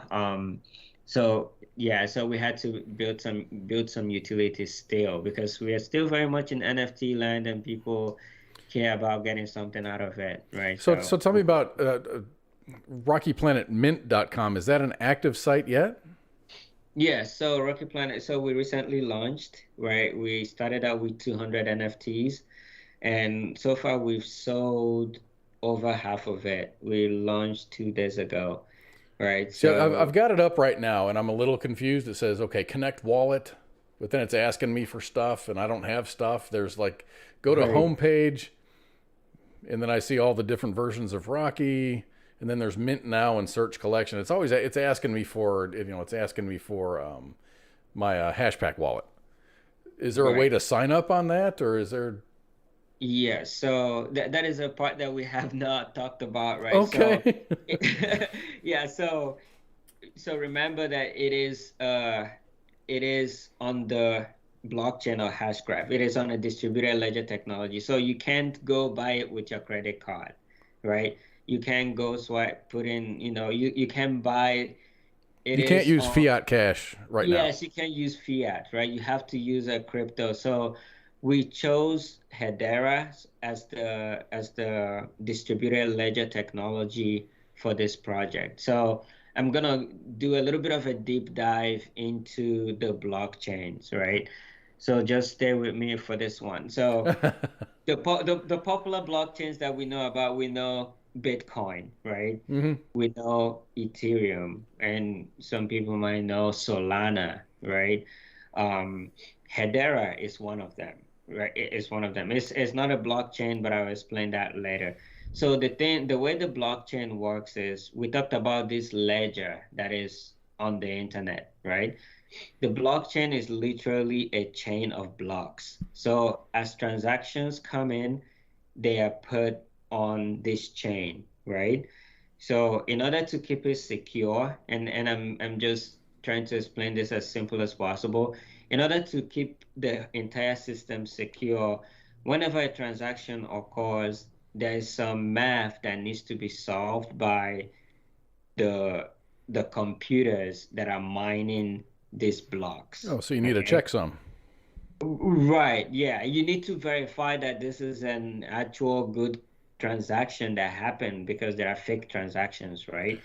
So in order to confirm that a transaction was a real transaction, that computer has to do some complex math to verify. And once all the computers do that math and verify, now that block gets added to the chain, right? So think about that. If you zoom out of that, millions of transactions going on in the day, and computers are just doing math to figure out if they are real, right? So that causes the system, that is Bitcoin, Ethereum, all the blockchains, to be extremely inefficient and slow, right? So Bitcoin does 5 transactions per second.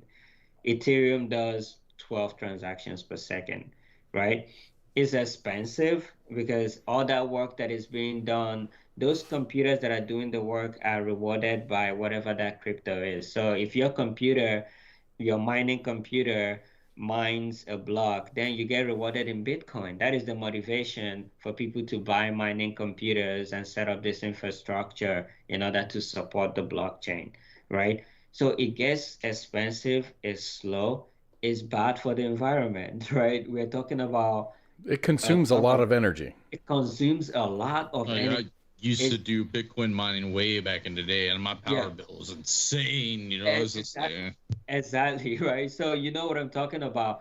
So these blockchains are highly inefficient, expensive, still not secure, bad for the environment, right? So that is where Hedera comes into the picture. Hedera was started by Dr. Lyman Bird. He was actually a computer science professor at the Air Force Academy, which even makes me love the project even more, right? So he came up with the concept of a proof of stake gossip to gossip network, right? So instead of a blockchain where people are adding stuff to the block, the information goes to all the all the nodes, not mining computers, but all the nodes immediately. And if you do have the Hedera currency, which is H bar, it automatically approves that transaction, right? So there's a lot of tech things that go in there that make it extremely secure, right? That I'm not gonna go into, but that cost the effect of that is that it is way faster, is the least expensive, and it is a carbon negative uh, distributed ledger technology, right? So it's one of the ones that are building to accommodate enterprise organizations. So if you think about a company like Google, Ubisoft, game manufacturers, or game software developers, they are not getting into blockchains because, I mean, think about it. If I have to pay $70 just to send money, just to send $10, right? It defeats the purpose, doesn't it? It defeats the purpose, right? So if you're thinking about Google, they're not going to spend it does not make sense for them to get into this whole thing at this point, right? Because again, you don't have the transaction speed to manage the type of transactions, the flow and the workflow that we have, right? So Hedera is building to accommodate enterprise organizations. It is the only distributed ledger technology now that is built to accommodate high volume. It's carbon negative, so organizations that care about their brand and what it means to the world are gravitating towards Hedera, right? But Google, if it uses energy, how can it be carbon negative? I mean, compared to the rest of them, so it's not. Yeah. I mean, we're still gonna expend some energy, right? But it's nothing at all compared to the rest of them. It doesn't go beyond what you would normally use to run a printer at your house, right? And that's the point that I'm making by that, right? I understand. So I understand. yeah, so that is the distributed ledger technology. It's called a hash graph as opposed to a blockchain because it looks more like a graph, right? So we decided to build on that. I decided with the team that we were gonna build Rocky Planet on the best network, right? Again, if you're thinking about a charity project, you don't want people trying to buy this project and paying more than the more than the price of one NFT just in gas fees, just in network fees, right? Hedera literally costs a thousandth of a cent to send a transaction, right? So So it's like one SHIB. right, yeah, exactly. Yeah, so that's why we chose Hedera, and Hedera requires, of course, you need your wallet for that, right? So there's the Hashback wallet, which was built specifically for Hedera. So if you were on OpenSea, which is where all the Ethereum NFTs are, you would have to get like an Ethereum wallet, like a MetaMask, right?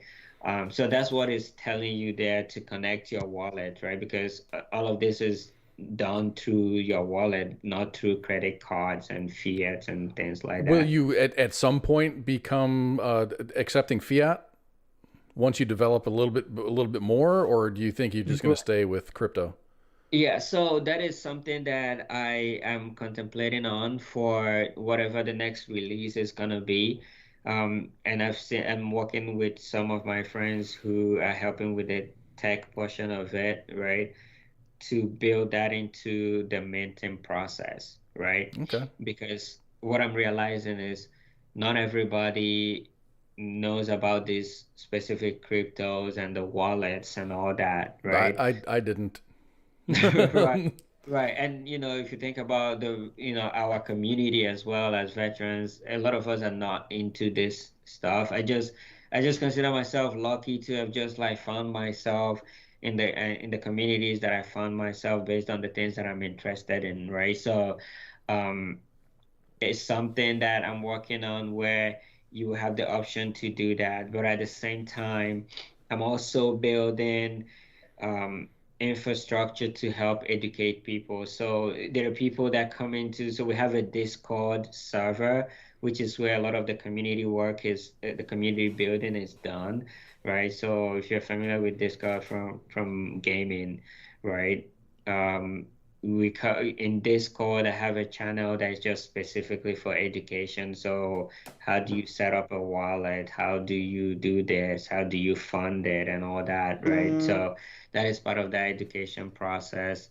But yeah, definitely something that I'm working on. I mean, because eventually anything that's in crypto has come from some point, it's come from fiat. So you'd have to be at, from fiat somewhere into the crypto sphere, and then right, absolutely. It's still, fiat is still very relevant. I know there are people who are like, oh, we need it to go away, but it's not, right? And I don't think it'll never go away. Yeah, I don't believe so either. So what are your plans in the near future? Do you have a 2.0 version of Rocky Planet coming? Is that, how close to that is being released? Right. So Right now we just dropped like just 2 days ago the first collection, right? Like I mentioned, which is 200, This and is your Gen. This is the Gen 1 drop, right? this is the Gen 1 drop. For the Gen 2 is still something that I'm still developing at this point, and I don't want to put I so I mean, yeah, you don't need to spill the beans here. right, yeah, but we're working on the Gen 2, but I want to also focus on the community building and doing a lot of the veteran work that we really want to do, right? So with the Gen 1, with the sale of the Gen 1, we want to start getting into the community and doing things, right? So that is sort of the focus, at least for the next few months. And then the Gen 2 is probably gonna come out sometime in maybe in September, right? I'm just taking my time with it as well, trying to learn as much as I can. But yeah, it's been a fun experience though. I'm looking at your page from your white paper. Let me get that up on the screen here. It says your Genesis project. This is your version 1. Right. Will consist of a total supply of 4,200 unique NFTs. Right. So you get benefits for this. I mean, once you're in this, you get it says surprise airdrops to Gen 1 holders. Right. Mint price is 500 H bar. I don't know what that means. Right. That is the currency for Hedera, for the Hedera system. Okay. So just like Bitcoin is the currency for Bitcoin and ETH is the currency for Ethereum, H bar is for the Hedera ecosystem. I understand. Yeah, and that is roughly like $50. The price of H bar right now is roughly 10 cents. So give or take. Yeah, gotcha. I've been looking into that. You mentioned it. I was like, oh, I'm gonna look into this one real quick. Hold on. Yeah. Not financial advice, but I'm very, very invested in H bar just because of what they are building. And if you guys know, crypto is really, really down right now.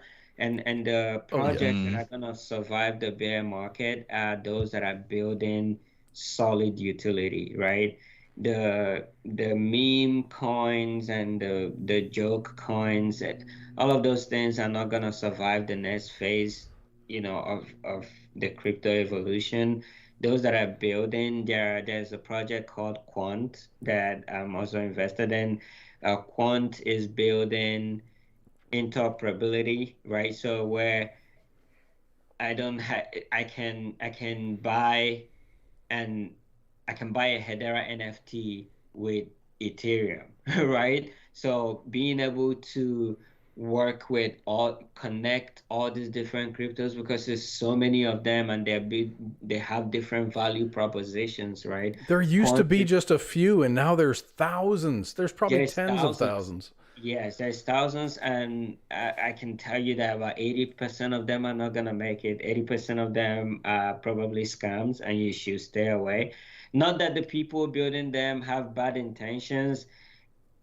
Some of them do, but again, they are not really looking at the full picture, right? So you take Dogecoin, for instance, and I don't know if you guys know the history behind Dogecoin. The founder made Dogecoin to really show that the crypto space is just really weird, that anyone can make a coin, right?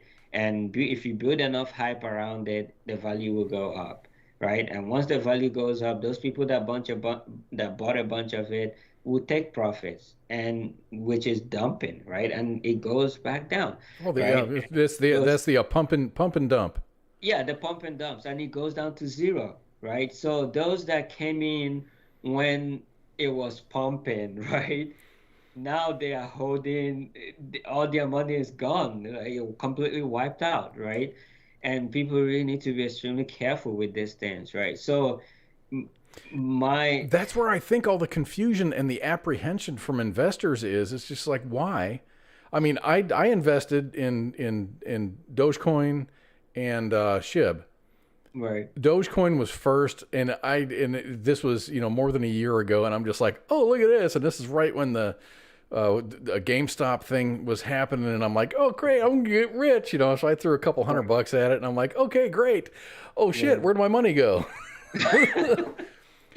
And then I found then I found SHIB, and I'm just like, you know, I woke up one day and I was way up, and I'm like, oh, this is pretty cool. So I took my principal out, and I just let the rest of it ride. So it's going to go up and down the roller coaster, and wherever it lands, it lands. I'm not going to get rid of it. But hey, if it reaches $1, I'm going to have $500 million. So Right. Absolutely. Yeah. I hope it survives. I hope it survives. But I know that there's so much not insecurity. It's just nobody knows. And if anybody says that they know, they're probably lying. There's hundreds of YouTube people out there going, oh yeah, Doge is the next thing, or SHIB is the next thing, and it's going to go up. It'll be a penny. Nobody knows that. And look at the market now. Even Bitcoin is way down. Right. Absolutely. Bitcoin is down. So how do you get how do you get past people's apprehension because of the flux in the market? How do you stand out on these on this extremely large swath of NFTs and cryptocurrencies and shit coins and meme coins and whatever? How do you stand out being different than all the other ones? Right. So that's a really good question, right? So one of the things that is associated with crypto and NFTs and decentralization in general is that people get to be anonymous, right? We're building a world where if I choose to be off the grid, I can be off the grid, right? Which is really not true, because I think the government can find you wherever you are. Well, the thing is, coming in 2022, tax year 2022, the IRS is going to have their fingers in your crypto profits and your NFT profits. Exactly. Regulation is coming, and it's coming fast. That's another reason I love Hedera, is because they are realistic. They know regulation is coming, and it is literally the only project. And it's weird because I'm preaching Hedera right now, and that is not what I really mean to do, but they are building because they want to align themselves with doing the right thing, right? So regulation is coming. There's no way we're going to be able to escape regulation. So if you're building, you might as well build like there is regulation, right? So that is one thing I appreciate about Dr. Bird and the things that he's doing with the project. But back to your question, with the whole anonymity thing, right? A lot of projects have been started by people that don't have faces, right? And people have invested money in them, right? Nobody knows the face of the person that started SHIB. Exactly, right?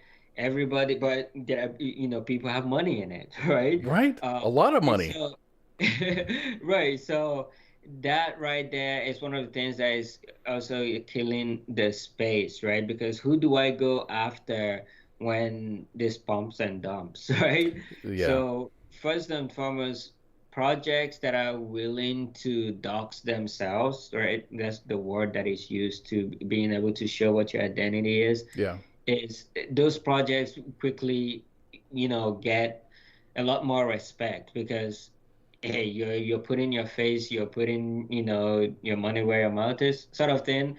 In that way, is that, hey, I'm really genuine and I'm doing this, right? There is that portion of it, and there's also the ability to just share your personal story, right? I feel like people will connect, people sense who is genuine and who is not, right? And when you put something out there, people make a decision, right, if they want to support it or not, right? So I don't know that there is anything that I do in particular, except like from a technical standpoint, it was important to me that our whole team is docked, so that you know who you're talking to, you know who you're doing. And it's important. Like, I know we're in Web 3, but if you're gonna do business, even right now doing business in Web 2, people know who owns what, right? We know who started Facebook, like his face is out there, right? So, it's Meta now, isn't it? We're supposed to call him Meta. Yeah. Meta. Sorry, Mark. we're gonna get zucked here for calling it Facebook. He's gonna kick us all out. Right.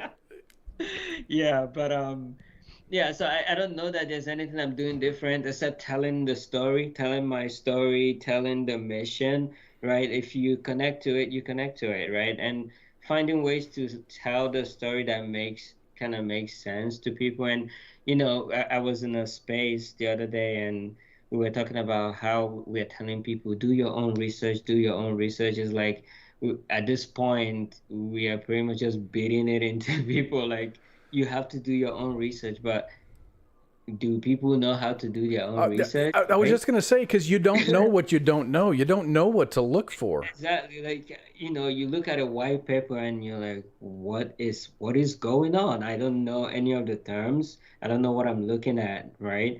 So education is a big component of this entire ecosystem.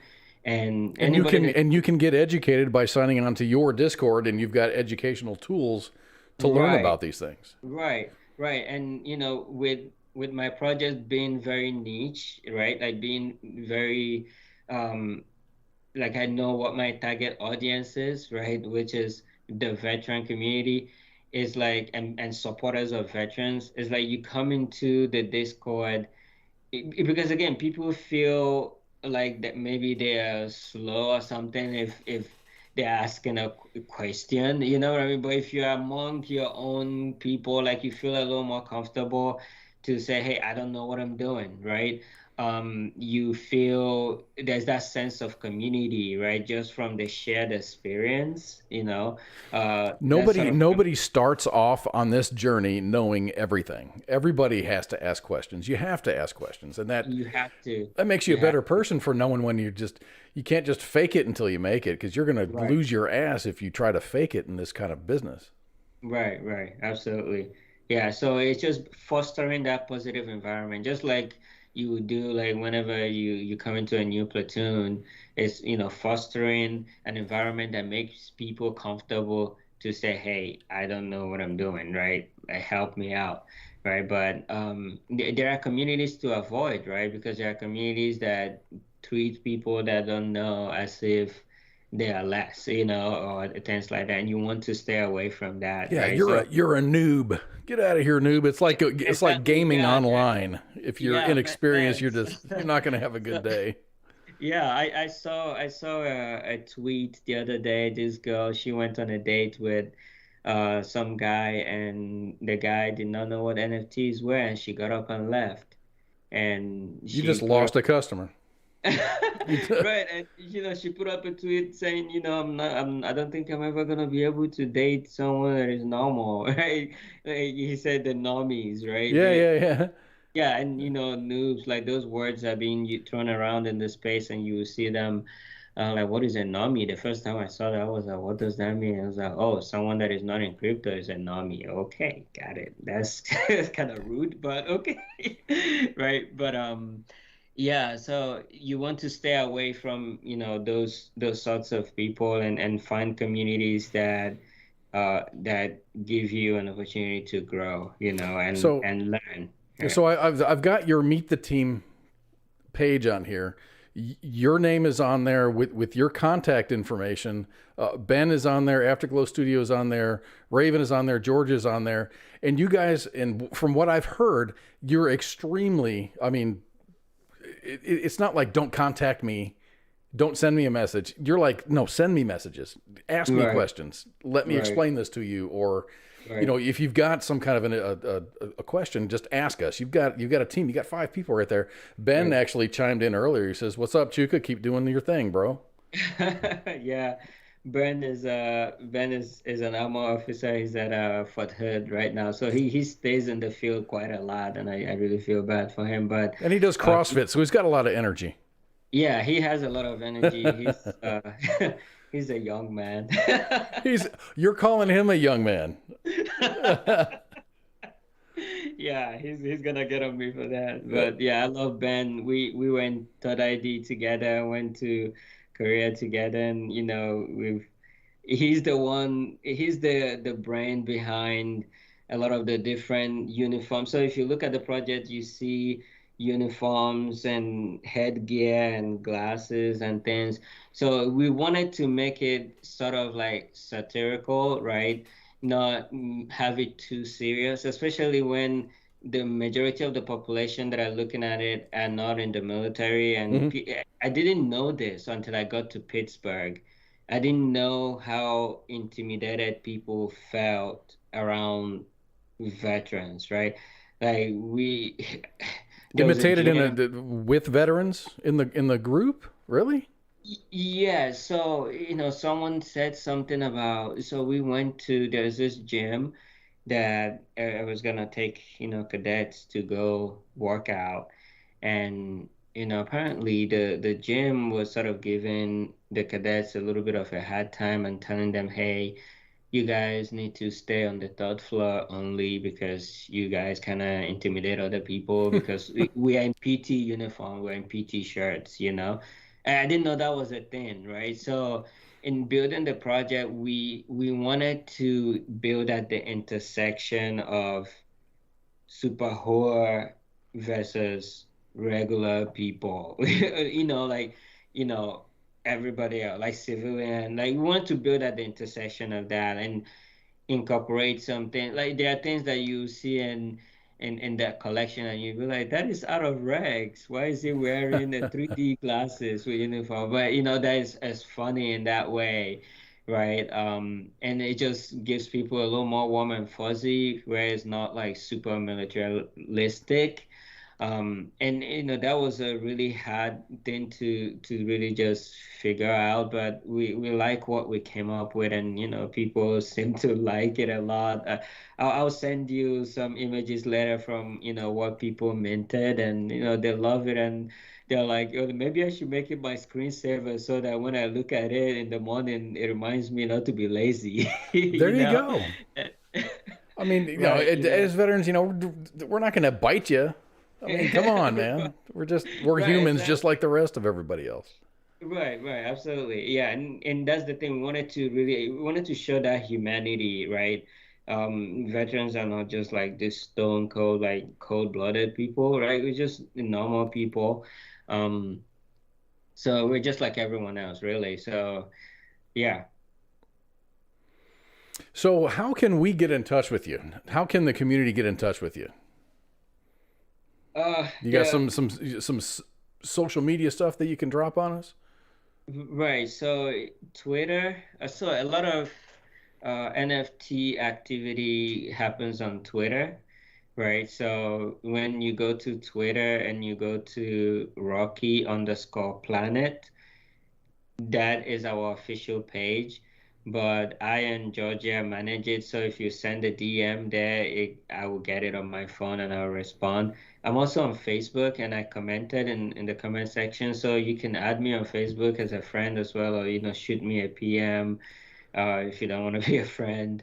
Either way works. Then we have our Discord. The Discord link is on Twitter as well. And I know Discord is just as intimidating as a hashpack wallet for a lot of people. For a lot of people, Discord like is it's not new. It's been around for a while. I think we're on Twitch. We also have a Discord, but I don't think we're very active on there. I think when we broadcast, our audio is broadcast on our Discord. But other than that, we're not very active on that. It's kind of nebulous, man.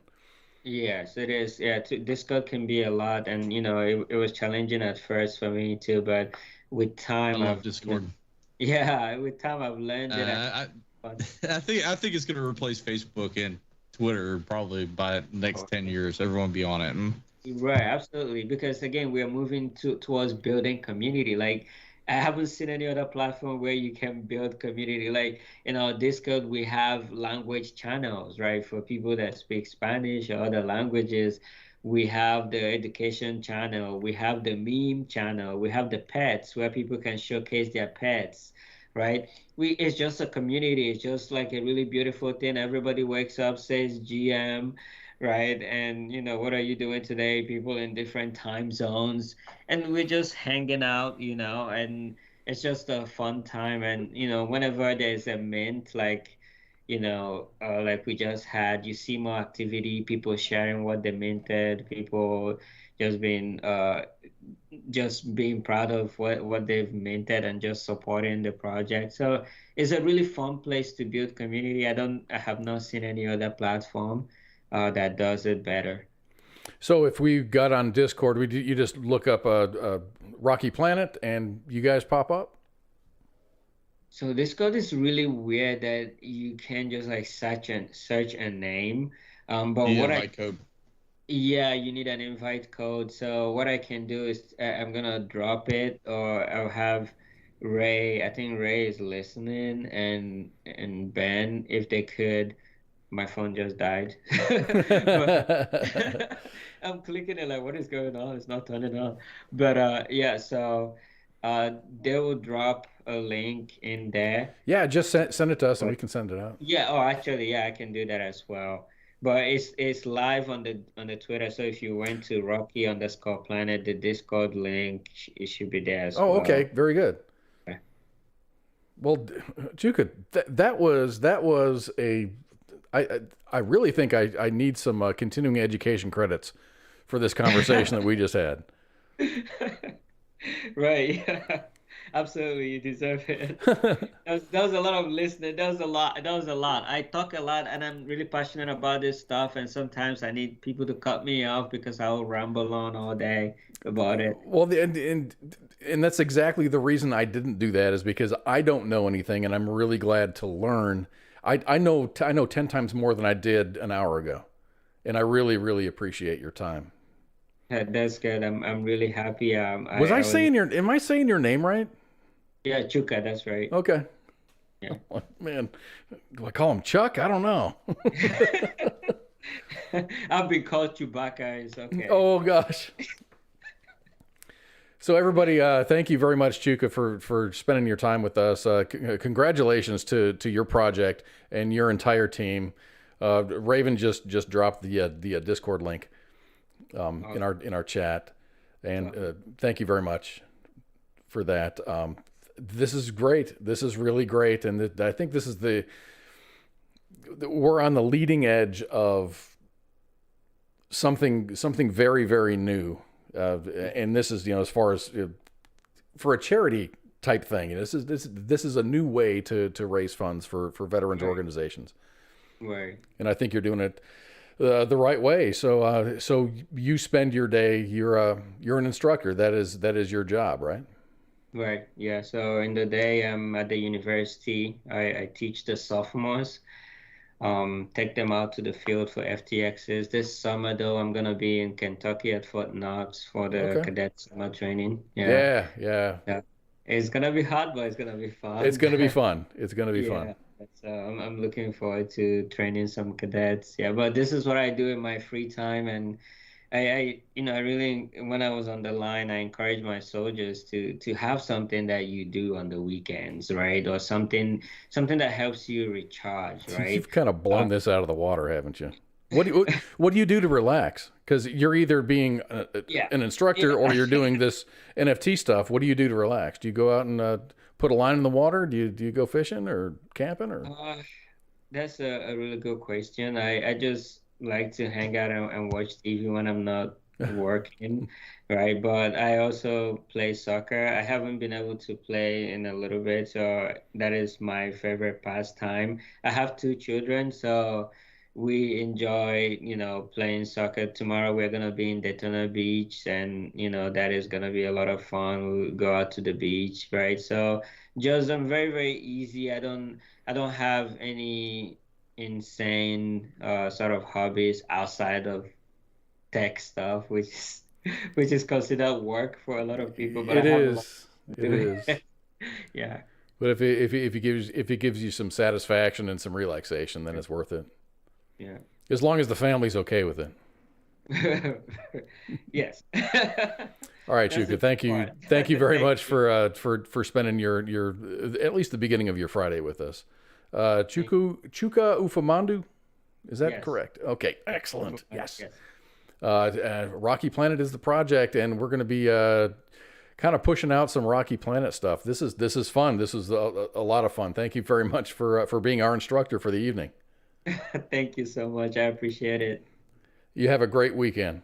All right, you too. All right, everybody. That was Chuka. Yes, that was a lot of fun. I learned a lot. I don't know how I did not know a lot of that stuff, but it's all clearer. Everything is clearer now in my head. What do you say about that, Pook?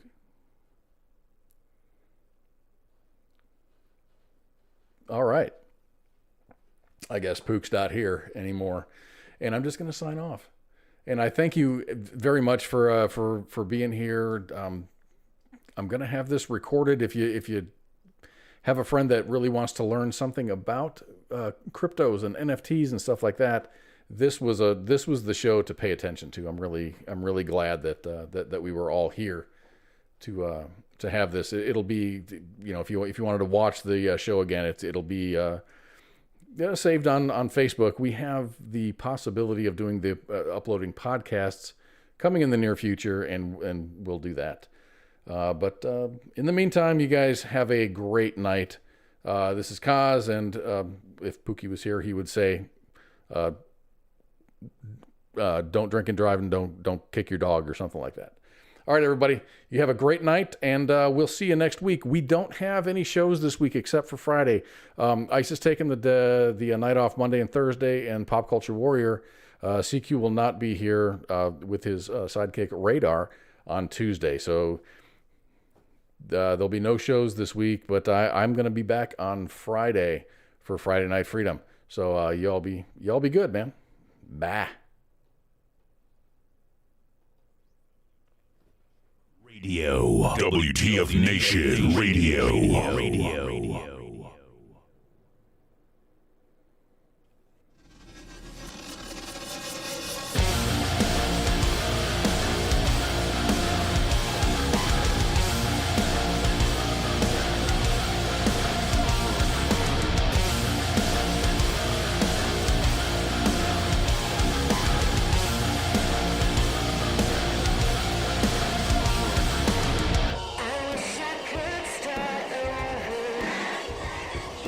This is WTF Nation Radio. My friend came to the door. She said, well, I was on the phone cooking me and my baby some breakfast. And she said, hey, something wrong, it's popping. I said, what? She said, yeah. I said, no. So the girl come downstairs. She come out her apartment with her baby with no shoes on. I said, oh, girl, it's cold outside. She said, something ain't right. I said, oh, man. She said, oh, man, the building is on fire. Hey, this is KOZ. I said, no, what?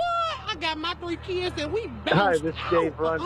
We ain't gonna be in no fire, not today. The voice of what's going on? Hold on, I just wanted to This thank is you for WTF having, Nation. This is WTF Nation Radio.